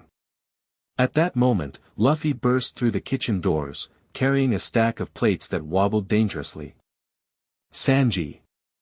Patty says you're needed in the WHOA. He tripped over nothing in particular, sending the entire stack of plates airborne. Customers gasped, Zeph cursed, and Sanji moved again, this time a blur of black and blonde as he somehow managed to catch every single plate before they hit the ground. He landed gracefully, the tower of plates balanced perfectly on one hand. You really are useless, aren't you? He told Luffy, though without real malice. Luffy just laughed. That was amazing. You're super fast. Back to the kitchen, Sanji ordered, transferring the plates to a nearby waiter. And no more carrying breakables. As they disappeared back into the kitchen, Nami turned to the others. I think we found the next member of our crew. The violent chef. Usopp asked incredulously. He's strong, skilled, and can cook, she pointed out. Plus, did you see how he defends food? Can you imagine a better match for our captain? Johnny and Yasaku nodded thoughtfully. Big bro Luffy does eat a lot, Johnny acknowledged. And having a cook who can fight would be useful, Yasaku added. Looks like we're staying until Luffy works off his debt, Nami decided. Or until he convinces Chef Sanji to join us. A month? Usopp despaired. We'll go broke paying for rooms somewhere. Who said anything about paying? Nami winked. I'm sure we can work something out. The next day found Luffy still struggling with his chore boy duties, though he had at least stopped breaking quite so many dishes. His crewmates had secured permission to sleep aboard the Going Merry, docked alongside the Baratai, which saved them the cost of accommodations. Nami had struck a deal with Zeph to help wait tables during the busy dinner service in exchange for free meals, much to the chef's grudging approval. You're a natural, Sanji complimented her as she skillfully balanced 3 plates while charming a table of wealthy merchants. Ever waited tables before? I've done a little bit of everything, she replied with a wink that made the cook's visible eye turn heart-shaped. Nami Swan is as talented as she is beautiful, he swooned, his cool demeanor completely evaporating around the orange-haired navigator. Luffy, watching from where he was mopping the floor, tilted his head curiously. Why does Sanji act all weird and noodle-like around Nami? Because he's a hopeless romantic fool, Patty answered, passing with a tray of appetizers. Falls in love with every pretty girl who walks in the door. Love? Luffy considered this foreign concept. Is that why his eye turns into a heart? Something like that, Patty snorted. Just be glad you're not a pretty lady, or he'd be useless around you too. The day progressed with relative normality, or what passed for normal at the Baratai. Luffy botched several more tasks but showed surprising competence at fish preparation once Zeph discovered his monster strength was perfect for breaking down large sea kings.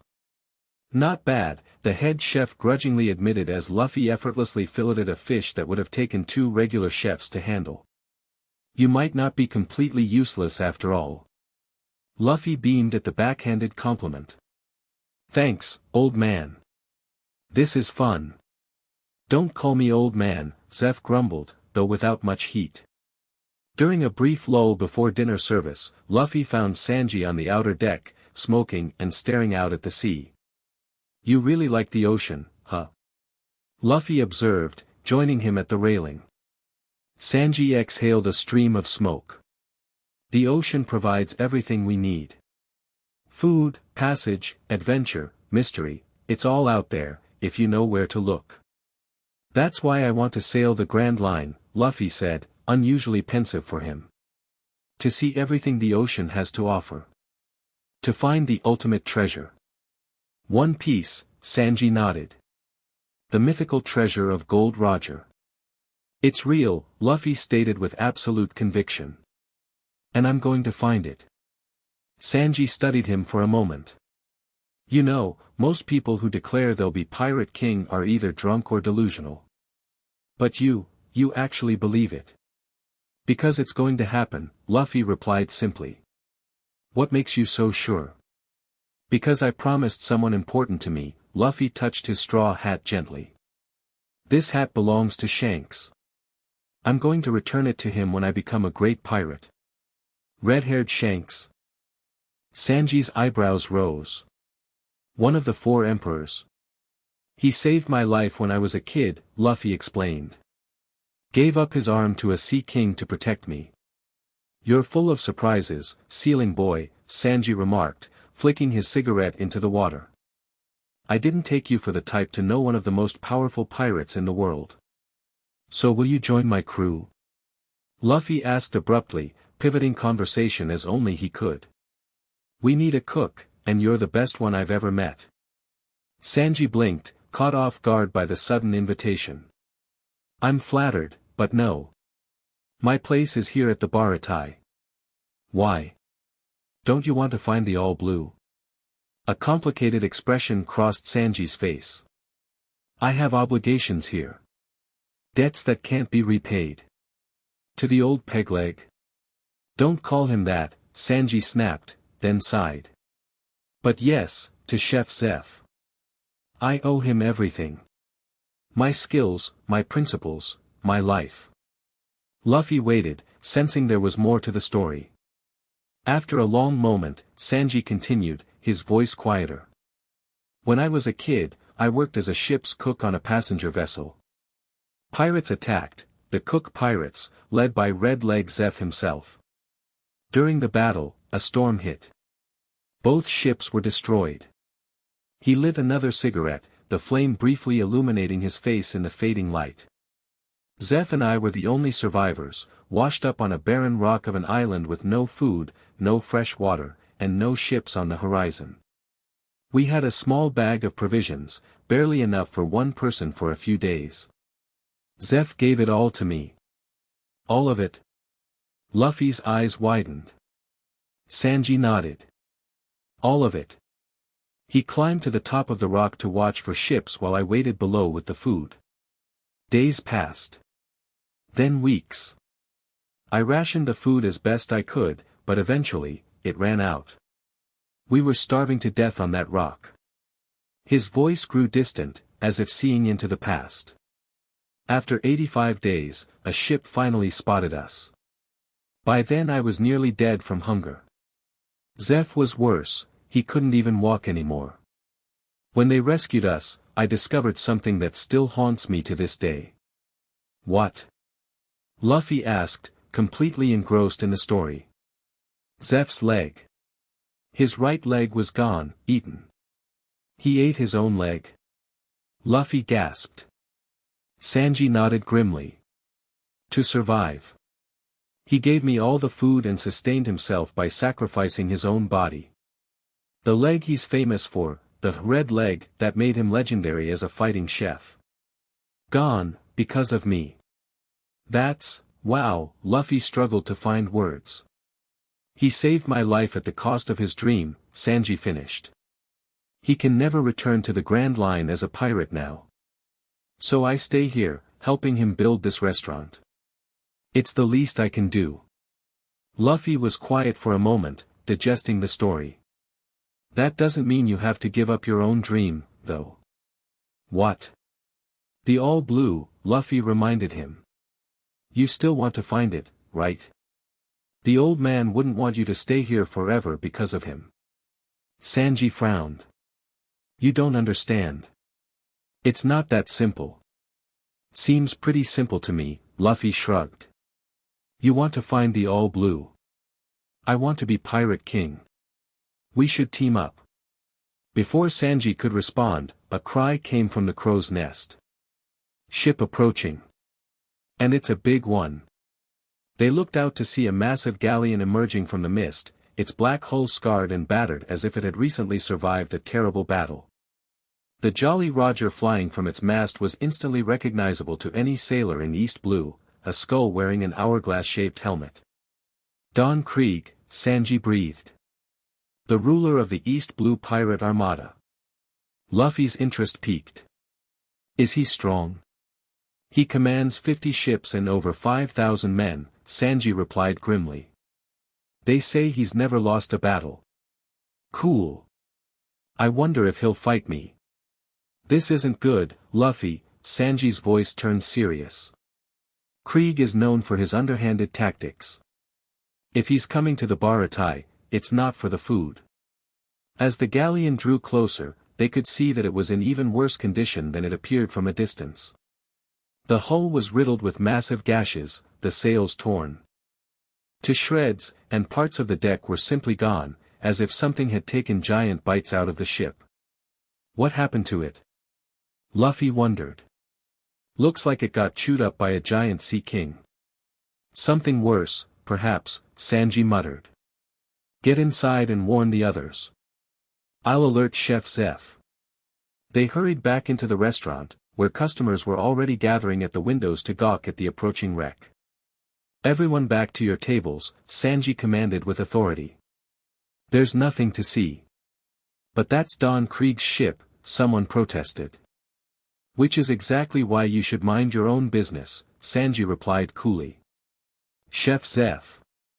The head chef emerged from the kitchen, taking one look at the ship through the window before cursing under his breath. Trouble. Just what we needed. Should we evacuate the customers? Patty asked, nervously gripping a massive fork he used as both cooking tool and weapon. No, Zeph decided. The Baratai serves all who come by sea, pirate or not. We don't turn away hungry men. But Chef, Khan protested, that's Don Krieg. I don't care if it's the damn Pirate King himself, Zeph retorted. In this restaurant, food comes first, fighting second. The staff exchanged nervous glances but nodded in agreement. The Baratai had its principles.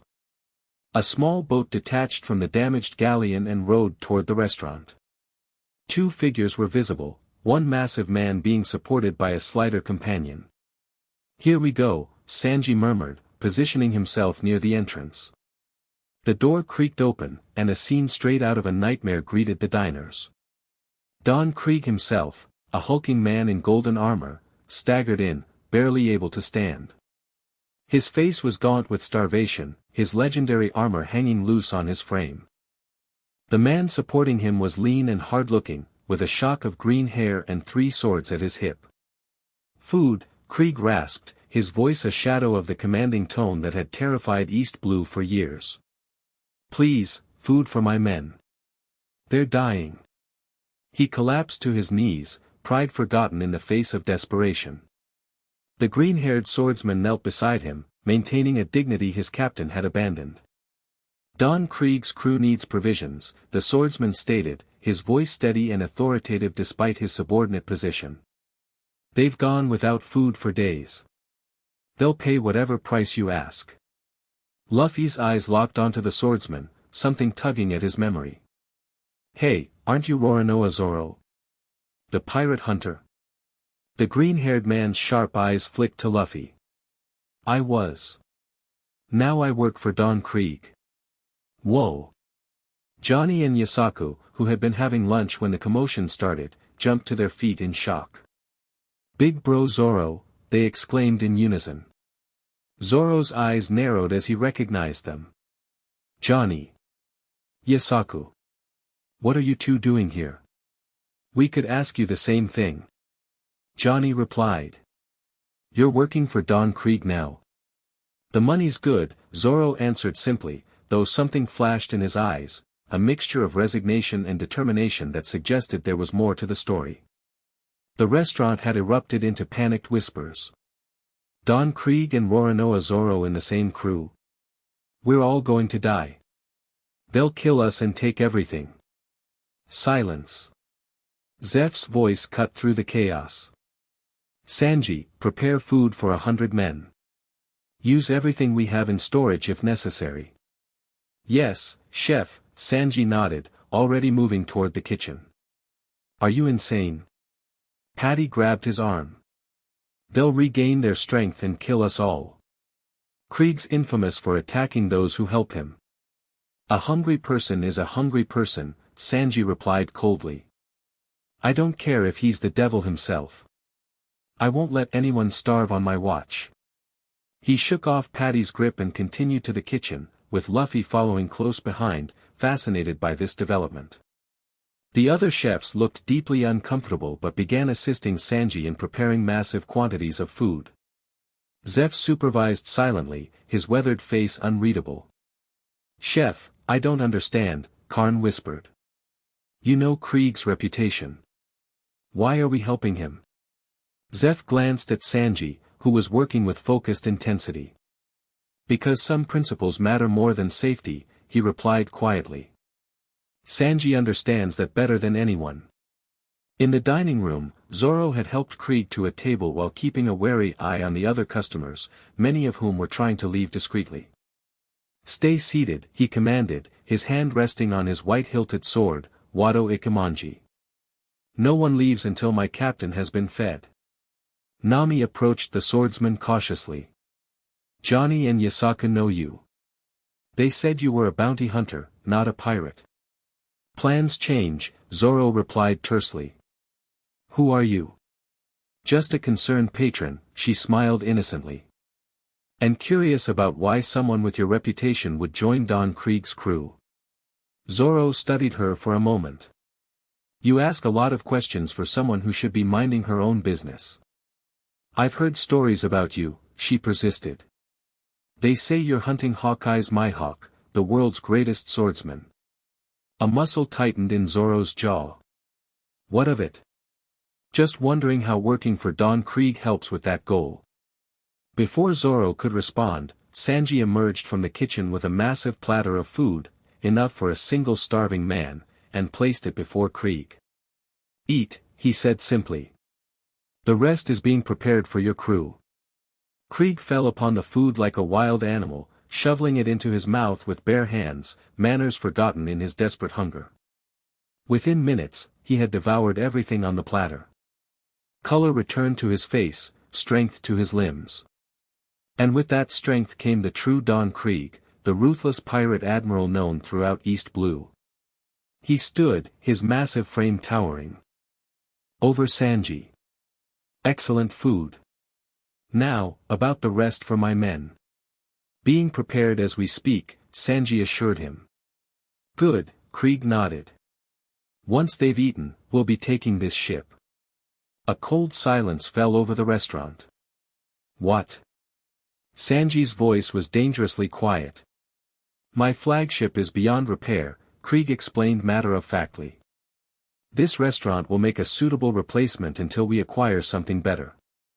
A floating restaurant, quite a novel idea. You bastard, Sanji's hands clenched into fists.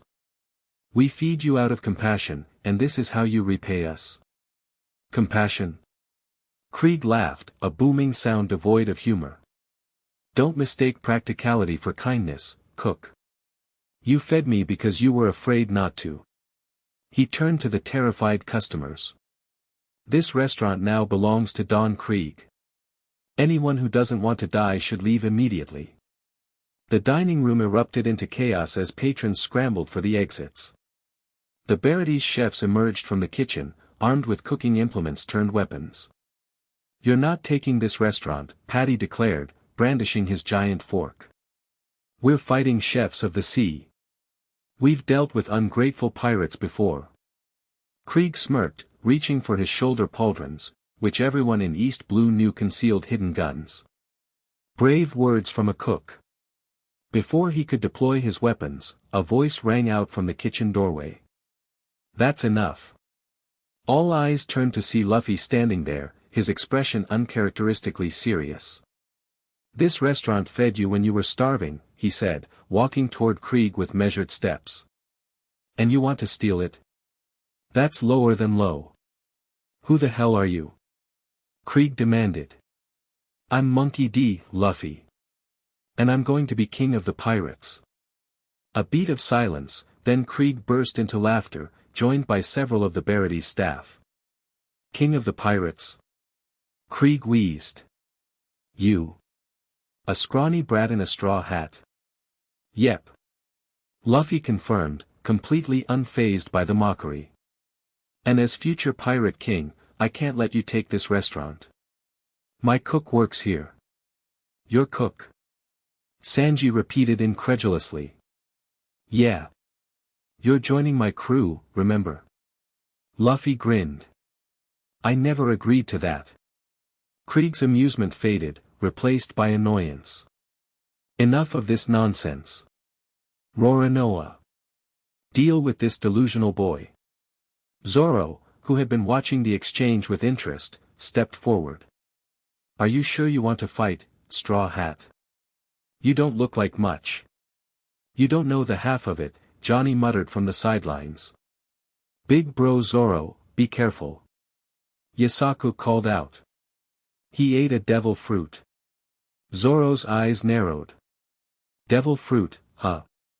Which one? Instead of answering, Luffy stretched his cheek to an impossible length. The gum fruit. I'm a rubber man. Interesting, Zoro's hand moved to his swords, a predatory grin spreading across his face. I've never fought a devil fruit user before. And I've never fought someone with 3 swords, Luffy replied, excitement building. How do you even use 3? Do you hold one in your mouth or something? Zoro's grin widened as he drew all 3 blades, placing the white-hilted Wado Ikimonji between his teeth. Something like that. Cool. Luffy's eyes sparkled with genuine admiration. Are you two going to fight or compliment each other all day? Krieg interrupted impatiently. Right, Zoro refocused. Nothing personal, Straw Hat. Just business. He moved with blinding speed, swords flashing as he closed the distance to Luffy. The rubber man dodged the first slash by contorting his body in an impossible manner, then countered with a stretching punch that Zoro barely managed to deflect. You're fast, Luffy observed, bouncing back. You're flexible, Zoro countered, circling warily. They clashed again, Zoro's 3-sword style creating a whirlwind of flashing steel that would have dismembered any normal opponent. But Luffy was far from normal, his rubber body bending and stretching to avoid lethal cuts, retaliating with punches and kicks that extended far beyond natural reach. The restaurant staff and remaining customers pressed themselves against the walls, giving the combatants a wide berth. Tables and chairs were reduced to splinters as the fight ranged across the dining room. Tiger Hunt. Zoro crossed his swords for a powerful forward thrust. Gum Balloon. Luffy inflated his body, the attack bouncing off harmlessly. Zoro adapted quickly, shifting to slashing attacks that, while unable to cut Luffy's rubber skin deeply, still managed to create shallow wounds.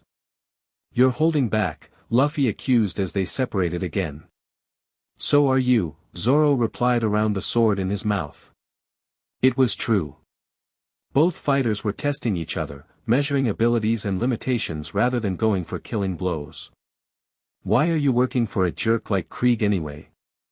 Luffy asked, dodging another slash. You seem like a decent guy. I have my reasons, Zoro grunted, parrying a rubber punch with the flat of his blade. Need to get to the Grand Line. Krieg's headed there. So am I. Luffy brightened. You should join my crew instead.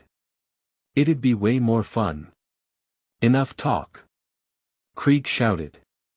Finish him, Roronoa, or our deal is off. Zoro's expression darkened. Can't do that, Straw Hat. I made a deal. He sheathed two of his swords, keeping only Wado Ikemonji drawn. I'll end this quickly. He took a stance Luffy hadn't seen before, his remaining sword held in both hands, body coiled like a spring. One sword style, Lion's Song. The attack was so fast that most observers didn't even see Zoro move. One moment he was still, the next he was behind Luffy, sword extended in the finishing position of a draw and cut technique. For a heartbeat, nothing happened. Then a thin red line appeared across Luffy's chest, blood welling up from the shallow cut. Wow! Luffy touched the wound in amazement. You actually cut me. That's so cool.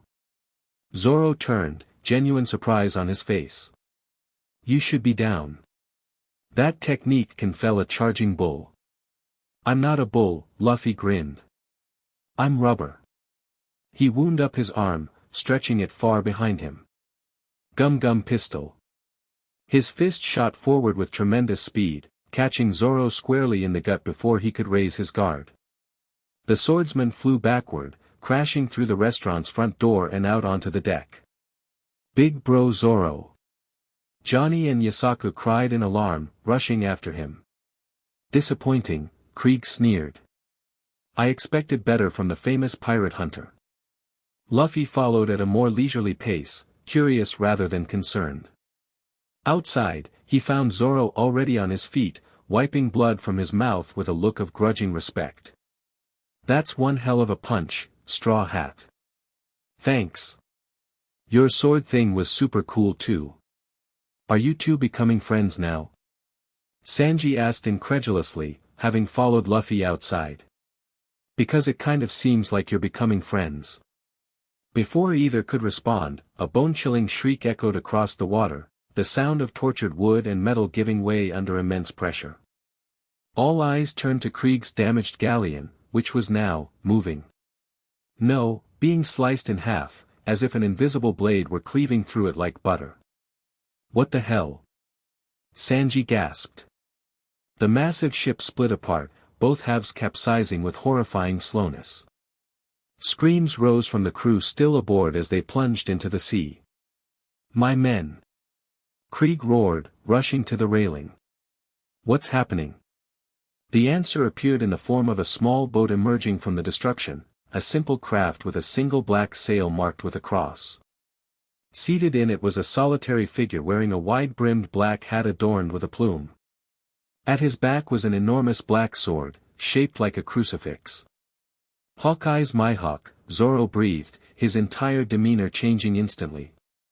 His earlier casual confidence evaporated, replaced by intense focus bordering on religious reverence. The world's greatest swordsman, Sanji identified for Luffy's benefit. What's he doing in East Blue? I followed you from the Grand Line, Don Krieg, Mihawk's voice carried across the water, calm and cultured. Your escape was inelegant. I simply wished to see it through to completion. You monster! Krieg shouted. You followed us for 7 days just to finish us off. I had nothing better to do, Mihawk replied with elegant indifference. His small craft glided toward the Baratai, unstoppable as fate itself. As it drew alongside, all could see the man clearly, his piercing yellow eyes, reminiscent of a hawk's, his neatly trimmed black beard, and his flamboyant yet dignified clothing befitting his status as one of the 7 warlords of the sea. So it was Mihawk, Zeph remarked, having joined them on the deck. I thought as much when I saw the damage to Krieg's ship.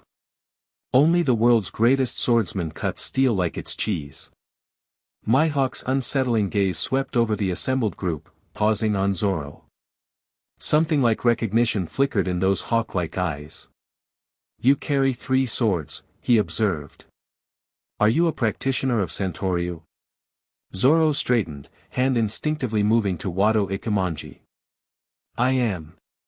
Interesting. I've heard rumors of such a style from East Blue. They say its user hunts pirates. I did. Now I seek only one thing. Zoro's voice took on a formal quality. A duel with you, Hawkeye's Mihawk. A murmur ran through the onlookers. Challenging Mihawk was tantamount to suicide. Zoro, don't. Johnny pleaded. He's not like the others you've faced. He just cut a galleon in half with a single swing. Yasaku added desperately. Mihawk studied Zoro with mild curiosity. What is your name, 3-sword user? Roranoa Zoro. Unknown to me, Mihawk concluded. Why should I duel you? Zoro drew Wado Ikemonji, holding it reverently before him. To fulfill a promise. I will become the world's greatest swordsman. That means I must defeat you. A bold ambition, Mihawk. Acknowledged. But ambition alone is not enough to stand before me. I'm not asking for your permission, Zoro replied, drawing his other 2 swords. I'm challenging you. Mihawk's lips curved in the slightest of smiles. Very well. It has been some time since I crossed blades with a swordsman of spirit, however misplaced that spirit might be. He stepped gracefully from his boat onto the Barrady's deck, then reached not for the massive black sword on his back, but for a tiny knife hanging from his neck, barely larger than a letter opener. What is that? Zoro asked, insulted. I am not so shameless as to use my full strength against a rabbit, Mihawk explained calmly. This will be more than adequate. Fury flashed across Zoro's face, but he quickly controlled it. Your mistake, he growled, placing Wado Ikemonji in his mouth and assuming his fighting stance. Luffy watched with wide eyes, recognizing the gravity of the moment. This wasn't just a fight, it was a collision of dreams. Onigiri. Zoro charged, all 3 swords positioned for his signature attack. Mihawk didn't move until the last possible instant. Then, with negligent ease, he blocked all 3 swords simultaneously with his tiny knife. Zoro froze, unable to advance even a millimeter against Mihawk's defense. It was as if he'd struck an immovable mountain. Impossible, he gasped around the sword in his mouth. Your strength is impressive for East Blue, Mihawk acknowledged. But this sea is the weakest of them all. Your perspective is limited. Zoro broke away, then launched into a flurry of attacks, his swords a blur of desperate determination. Tiger Hunt. Dragon Twister. Crab Seize. Each technique, each slash, each thrust was met by the tiny knife, deflected or blocked with insulting ease. Mihawk didn't attack, he simply negated everything Zoro threw at him, conserving energy while his opponent grew increasingly desperate. Blood began to drip from Zoro's hands as his grip tightened beyond what his skin could bear. Sweat poured down his face, his breathing growing ragged. Enough, Mihawk finally said. You are skilled, but unrefined. Like a child swinging a branch, believing it to be a sword. Shut up. Zoro snarled, charging again. 3,000 worlds. This time Mihawk sidestepped completely, then, as Zoro passed, flicked his knife across the swordsman's chest. A fountain of blood erupted from the seemingly minor cut. Zoro staggered, dropped to one knee, but did not fall. Why don't you step back? Mihawk asked with genuine curiosity. You can see the difference in our abilities. I don't know, Zoro admitted, rising unsteadily. But I feel that if I retreat even one step, all the oaths I've sworn, all the promises I've made, would become meaningless. A curious expression crossed Mihawk's face, something approaching respect. Even in defeat? I prefer death to defeat, Zoro declared, raising his swords for a final attack. A statement worthy of a true swordsman, Mihawk nodded, returning the tiny knife to its place around his neck. I shall honor your resolve by ending this with my black blade, Yoru. He drew the massive sword from his back, its obsidian edge seeming to drink in the very light around it. Die with pride, Roronoa Zoro. Three-sword style secret technique, Zoro began, crossing his arms before him, all three swords aligned. 3,000 worlds. He charged, putting everything he had into this final attack. Mihawk met him head-on, Yoru sweeping down in a single, perfect arc. They passed each other like ships in the night. For a moment, nothing seemed to happen. Then blood erupted from Zoro's chest in a diagonal geyser. His two handheld swords shattered, leaving only Wado Ikemonji intact. He fell to his knees, then removed the white sword from his mouth and sheathed it with trembling hands. Why do you sheath your blade?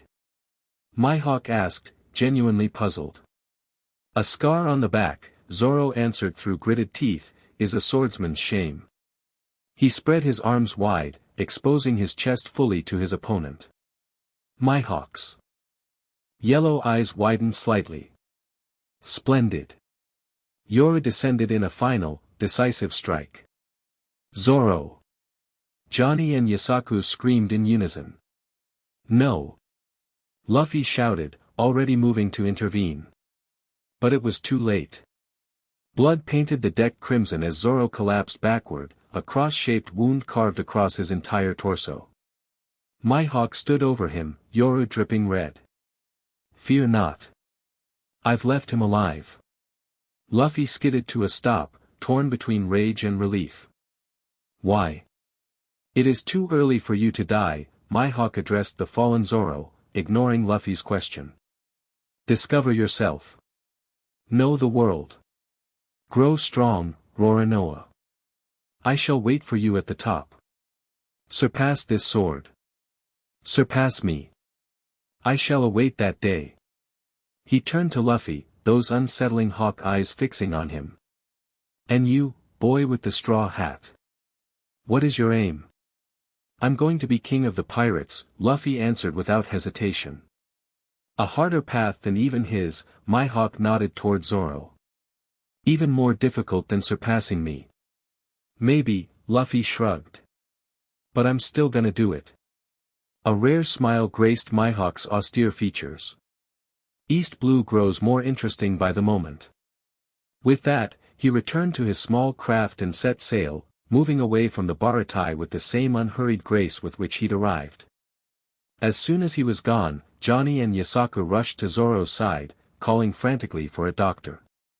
Luffy knelt beside them, concern etched on his normally carefree face. Hang in there, Zoro.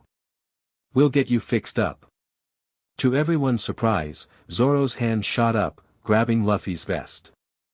Luffy, he rasped, blood bubbling from his lips. Can you hear me? Yeah, I hear you. I'm sorry, for disappointing you. What are you talking about? You were awesome. Zoro coughed, more blood spattering the deck. I won't lose again. Until I defeat him. I won't lose again. Tears of frustration and determination mingled with the blood on his face. Is that clear, future Pirate King? A slow grin spread across Luffy's face. Crystal clear, future world's greatest swordsman. The moment was shattered by slow, mocking applause. Don Krieg stood at the restaurant's entrance, a cruel smile on his face. Very touching, he sneered. But it changes nothing. This restaurant will be mine, and all of you will die here today. Sanji stepped forward, cigarette dangling from his lips. Your men are drowning, your ship is destroyed, and you still think you're in a position to make demands. I am Don Krieg, the pirate roared. I have never lost a battle. I will simply take the battle cook's ship and rebuild my armada.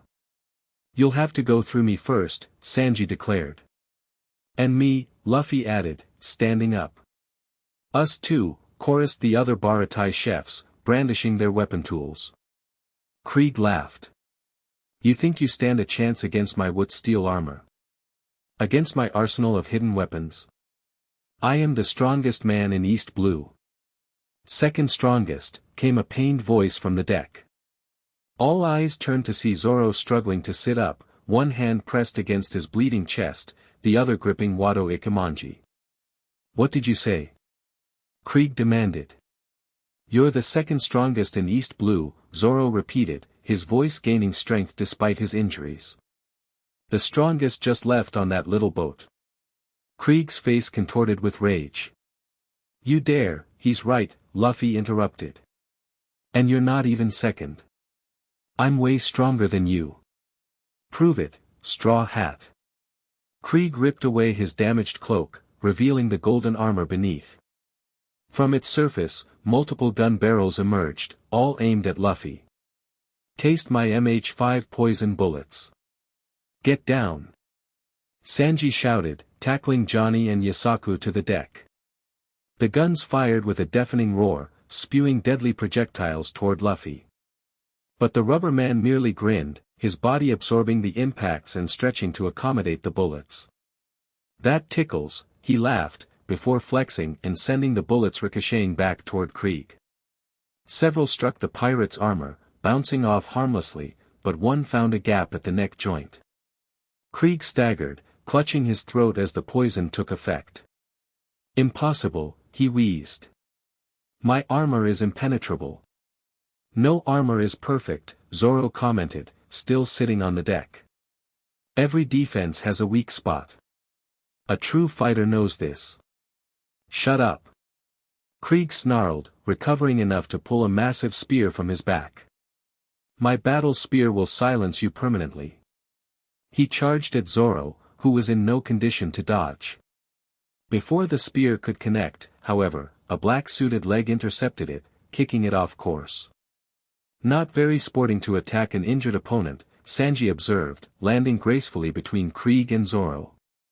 Get out of my way, cook. Make me, tin can. Krieg swung the spear in a wide arc. Sanji leaped over it, his leg extending in a powerful kick aimed at Krieg's head. The pirate blocked with his armored forearm, the impact producing a metallic clang that echoed across the water. Your kicks can't penetrate my armor. Krieg boasted. We'll see about that, Sanji replied, launching a flurry of kicks that forced Krieg back step by step. Meanwhile, Luffy had moved to help Zoro. You need a doctor. I need to see this fight, Zoro insisted stubbornly. You'll bleed out, bro. Johnny protested. I've had worse, Zoro lied unconvincingly. At least let us bandage you, Yasaku pleaded, already tearing strips from his shirt. While they worked on stopping Zoro's bleeding, the battle between Sanji and Krieg intensified. The cook's kicks had begun to dent the supposedly impenetrable armor, much to Krieg's growing fury. How? He demanded after a particularly solid hit. My wood steel is the strongest in East Blue. And my legs are the strongest in East Blue, Sanji countered, landing another devastating kick. I was trained by Red Leg Zeph himself. Krieg's eyes widened. The legendary pirate?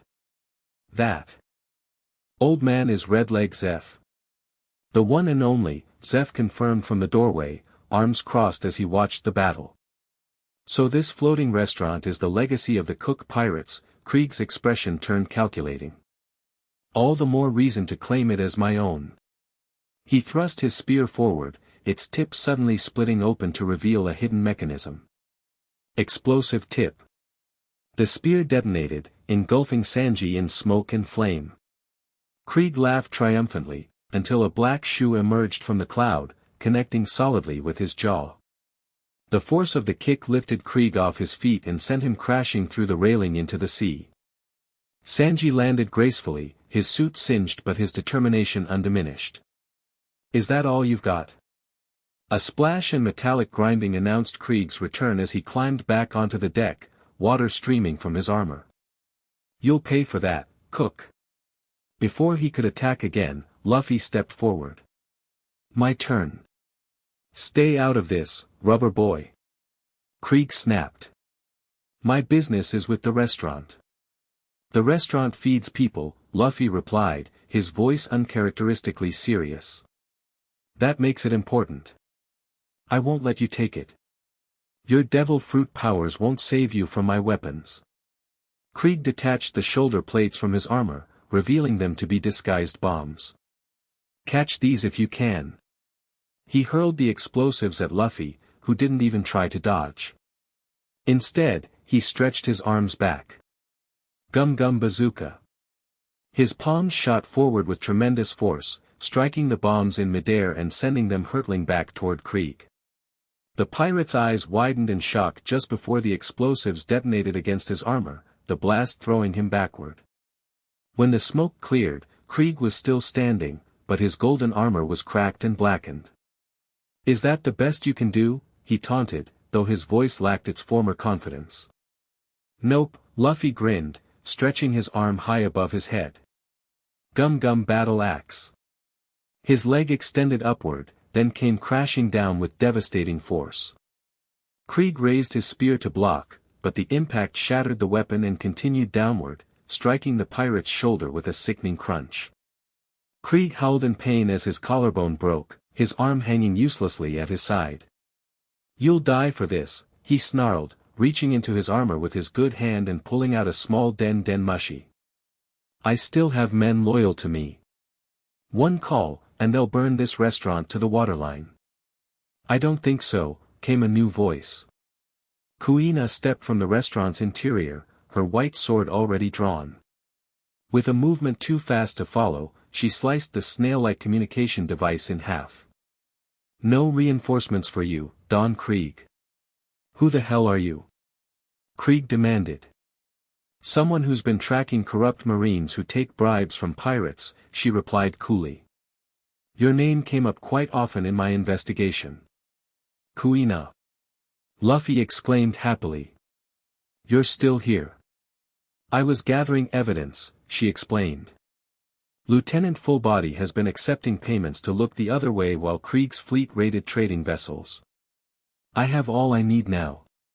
Krieg's face darkened. You marine dog. Not exactly, Kuina corrected. I work, adjacent to the Marines. Special Investigation Division. It doesn't matter, Krieg declared, reaching for yet another hidden weapon. None of you will live to report anything. Before he could deploy whatever deadly device he had concealed, Luffy had had enough. Gum Gum Gatling. His fists became a blur, pummeling Krieg from every angle. The damaged armor cracked further, pieces breaking off under the barrage. Krieg staggered backward, trying desperately to defend himself, but Luffy was relentless. This is for threatening the restaurant. A punch to the chest. This is for attacking Sanji. A blow to the side. And this, Luffy wound up for a final strike. This is for being a pirate who doesn't care about his crew. Gum Gum Pistol. The devastating punch caught Krieg squarely in the face, lifting him off his feet and sending him flying across the water. He skipped like a stone several times before disappearing beneath the waves, leaving only sinking fragments of his golden armor behind. Silence fell over the Baratai. Then, from his position on the deck, Zoro began to laugh, a pained sound, but genuine. Not bad, Straw Hat, he managed between chuckles. Not bad at all. Told you I was stronger, Luffy grinned, stretching his arms to work out the kinks. Sanji lit a fresh cigarette, surveying the destruction. So much for the dining deck. Chef Zeph's going to have my head. Worth it, Zeph replied unexpectedly. Been a while since we had such entertaining customers. The crisis over, attention returned to the more pressing matter of Zoro's injuries. The makeshift bandages Johnny and Yasaku had applied were already soaked through with blood. He needs proper medical attention, Kuina stated, kneeling beside him. Those wounds are beyond what field dressing can handle. Nami knows some first aid, Luffy suggested. She's on our ship. I'll be fine, Zoro insisted, trying to stand and immediately collapsing back down. Don't be an idiot, Sanji scolded. You've lost enough blood to fill a bathtub. Take him to the Mary, Luffy decided. Johnny, Yasaku, help me carry him. Right, big bro Luffy. Together, they carefully lifted the injured swordsman and began moving him toward the dock where the Going Merry was moored. Zoro hissed in pain but didn't protest further, perhaps finally accepting the severity of his condition. This doesn't mean I'm joining your crew, he managed to say as they carried him. Sure, Luffy agreed easily. We'll talk about that when you're not dying. I'm not dying. Could have fooled me, Sanji remarked, following them with his hands in his pockets. Most men wouldn't survive a direct hit from Hawkeye's. I'm not most men, Zoro growled. Clearly, Kuina agreed, a hint of respect in her voice. Few would have the courage to challenge Mihawk, knowing his reputation. Or the stupidity, Sanji added. Once aboard the Mary, they laid Zoro on a bed in the men's quarters. Nami, having witnessed the entire confrontation from the ship, had already prepared bandages, antiseptic, and needle and thread. This is going to need stitches, she announced after examining the wounds. And he's lost a lot of blood. Do what you can, Luffy instructed. Zoro's tough. He'll pull through. I'm right here, the swordsman muttered irritably. Stop talking about me like I'm unconscious. You probably should be unconscious, with these injuries, Nami remarked, already threading a needle. This is going to hurt. Just do it. While Nami worked on patching up Zoro, with Johnny and Yasaku hovering anxiously nearby, the others returned to the Baratai to assess the damage from the battle. Could have been worse, Zeph concluded after a brief inspection. The dining deck needs repairs, but the structure is sound. We'll be back in business in a few days. Sorry about the fight, old man, Luffy apologized. Don't be, Zeph waved him off. Krieg had it coming. And you're one hell of a fighter, boy. Your devil fruit powers are impressive. Thanks. Hey, since I helped save the restaurant, does that mean I don't have to be a chore boy anymore? Zeph barked a laugh. Nice try. You still owe me for the ceiling.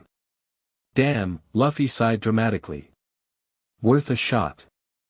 I'll speak with chore boy's debt, Kuina intervened. My investigation budget can cover the damages. Consider it payment for helping expose Foolbody's corruption. Really? Luffy brightened immediately. You're the best, Kuina. Zeph considered this, then nodded grudgingly. Very well. But he still works today's dinner service. We're short-handed with the deck repairs. Fair enough, Kuina agreed. As preparations began for reopening the undamaged portions of the restaurant for dinner, Luffy found Sanji back at his usual spot on the outer deck, smoking and staring at the sea. That was some impressive fighting, Luffy commented, joining him at the railing. Your kicks are super strong. Red Leg Zeph was famous for his fighting style, Sanji replied. He could sink a ship with just his feet. I've been trying to live up to that legacy. You should join my crew, Luffy said, returning to his recruitment efforts as if the battle had never interrupted them. We need a cook, and you're the best. Sanji exhaled a cloud of smoke. I already told you, I can't leave the Baratai. I owe Zeph too much. What about your dream? Finding the All Blue? A flicker of longing crossed Sanji's face. Dreams don't always come true, Straw Hat. They do if you chase them, Luffy insisted. The old man wouldn't want you to give up on your dream for his sake. You don't know what he wants. Actually, I do. Both turned to find Zeph standing behind them, arms crossed over his chest. Chef Zeph. Sanji straightened immediately. I've listened to you turn down this boy's offer twice now, Zeph said gruffly. And I've heard enough. You're fired, Sanji. What? Sanji's cigarette fell from his slack lips. You can't, I just did. You're no longer welcome as a chef at the Baratai. But why? Sanji's shock was rapidly transforming into anger. After everything, after all these years, because you're wasting your talent here, Zeph cut him off. The All Blue isn't going to find itself, you stubborn brat. But the restaurant will be fine without you, Zeph insisted. You've trained enough sous chefs to replace you 3 times over. It's time for you to find your own path. Sanji stared at his mentor, a complex mixture of emotions playing across his face, anger, confusion, and beneath it all, a glimmer of desperate hope. I can't just leave. After what you sacrificed for me, I didn't sacrifice my leg so you could spend your life feeling guilty, Zeph snapped. I did it so you could live, you idiot. Actually live, not just exist. But, no buts. Either you leave with this straw hat boy willingly, or I'll throw you overboard myself. Despite his harsh words, there was something suspiciously misty in Zeph's eyes. Don't make me waste my investment in you. A tense silence fell between them. Then, slowly, Sanji reached for another cigarette, lit it with hands that trembled slightly, and took a deep drag. You're a stubborn old bastard, he finally said. Learn from the best, Zeph replied with the ghost of a smile. Sanji turned to Luffy, who had been watching the exchange with uncharacteristic patience. Seems I'm unemployed. That position as ship's cook still open? Luffy's face split into a massive grin. Absolutely. Then I guess I'm joining your crew, Sanji conceded, though he couldn't quite hide his own smile. But I have conditions. Name M. The kitchen is my domain. No one touches my knives or my supplies without permission. Deal. And if we ever encounter a lady in distress, we help her. No questions asked. Sure, that's fine. And most importantly, Sanji's expression turned deadly serious, we're going to find the All Blue. Of course. Luffy agreed enthusiastically. That's the whole point. Everyone on my crew has a dream they're chasing. Mine is to be Pirate King, Nami wants to make a map of the whole world, Usopp wants to become a brave warrior of the sea, and now you'll find the All Blue. Sanji blinked, caught off guard by Luffy's immediate and complete acceptance. Just like that? Just like that. Zeph cleared his throat gruffly. Better pack your things, little eggplant. And say your goodbyes to the staff. They'll want to throw you a proper send-off. I'm not crying over leaving this floating restaurant, Sanji declared, though his voice wavered suspiciously. Of course not, Zeph agreed, equally unconvincing. Now get moving. You're still on for dinner service tonight, your last meal here should be one you cooked yourself. As Sanji headed inside to break the news to his fellow chefs, Zeph turned to Luffy with an unexpectedly serious expression. That boy is like a son to me, he said quietly. Take care of him. I will, Luffy promised solemnly. He's my crewmate now. He's stubborn, hot-headed, and an incorrigible flirt, Zeph warned. But he's also the finest cook I've ever trained and a fighter with more heart than sense. Sounds perfect for my crew. Zeph studied him for a moment, then nodded, apparently satisfied by whatever he saw. You really believe you'll be king of the pirates, don't you? Yep. Luffy confirmed without hesitation. Good. Sanji needs someone who believes in impossible dreams. The All Blue is out there, somewhere beyond the Grand Line. Help him find it. Count on it, old man. That evening, the Baratai hosted a raucous farewell dinner for Sanji. Despite the damaged deck, the restaurant was packed with regular customers who'd heard the news of the sous chef's departure. The meal was spectacular, Sanji outdoing himself with dishes that showcased everything he'd learned under Zeph's tutelage. Luffy ate enough for 10 people, declaring each dish the best thing I've ever tasted, until the next one arrived. Nami joined them from the Mary, reporting that Zoro was stable but still unconscious, with Johnny and Yasaku maintaining a constant vigil by his side.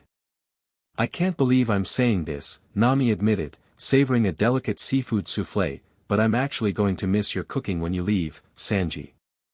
Nami Swan, the chef twirled over to their table, heart-eyed and swooning. "I'll cook for you every day on the merry.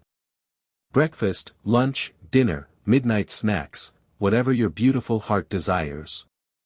"He's really like this all the time?" she asked one of the other chefs. "All the time," Karn confirmed with an eye roll. "You have our deepest sympathies." "Small price to pay for food this good," Usopp declared, happily working on his third helping. As the night progressed, the celebration became increasingly emotional. Hardened sea cooks who routinely insulted each other now hugged Sanji, making him promise to write. Patty and Karn, after one too many bottles of wine, openly wept and declared they'd always hated him the most, which was apparently the highest compliment in Baratai culture.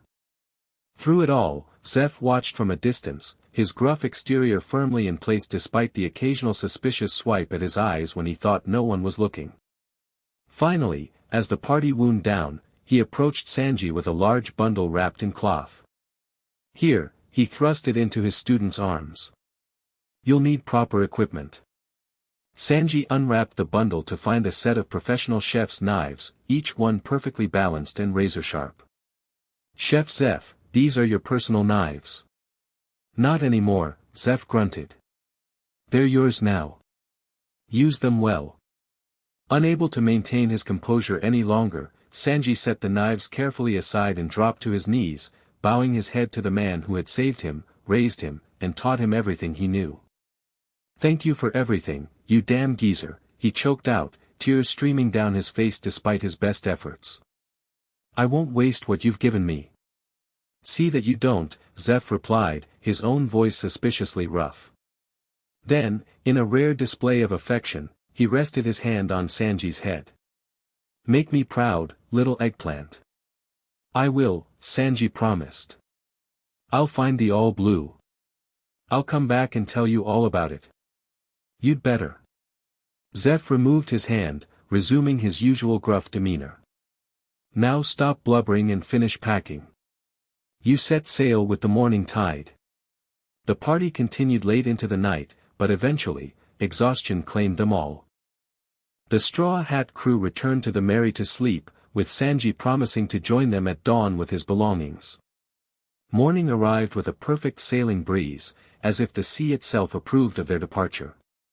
Sanji stood on the Baraties dock, a single duffel bag containing his clothes and Zeph's knives at his feet.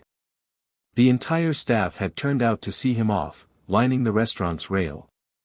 "Don't you dare come back until you've found the all blue," Patty shouted. "And bring us back some of those legendary fish when you do," Karn added. "Take care of yourself, Sanji. Don't flirt with every woman you see. Who's going to fix the menu now?" Sanji waved to them all, a cigarette dangling from his lips and sunlight gleaming on his perfectly combed blonde hair. "Try not to burn the place down without me." On the Mary's deck, Luffy bounced with excitement. "Come on, Sanji. Let's go. Keep your hat on, I'm coming." Sanji called back, picking up his bag. But before he could board, one last figure emerged from the Baratai. Zeph stood at the dock's edge, arms crossed over his chest, his expression as stern as ever. For a long moment, he and Sanji simply looked at each other, a lifetime of shared history passing between them in silence. Then, slowly, Zeph uncrossed his arms and held one hand out to his student. Sanji hesitated for only a second before grasping it firmly. No words were needed, everything important had already been said. With a final nod to his mentor, Sanji boarded the Going Merry, officially becoming the cook of the Straw Hat Pirates. "All right." Luffy cheered. "Now we're just missing a musician." "A musician?" Nami asked incredulously. "That's your priority? Pirates need to sing. It's important." As they prepared to, something went wrong with this response. "Please try again. Please go ahead with the next chapter." The end. Thank you for watching this video. Please be sure to subscribe to our channel and like this video.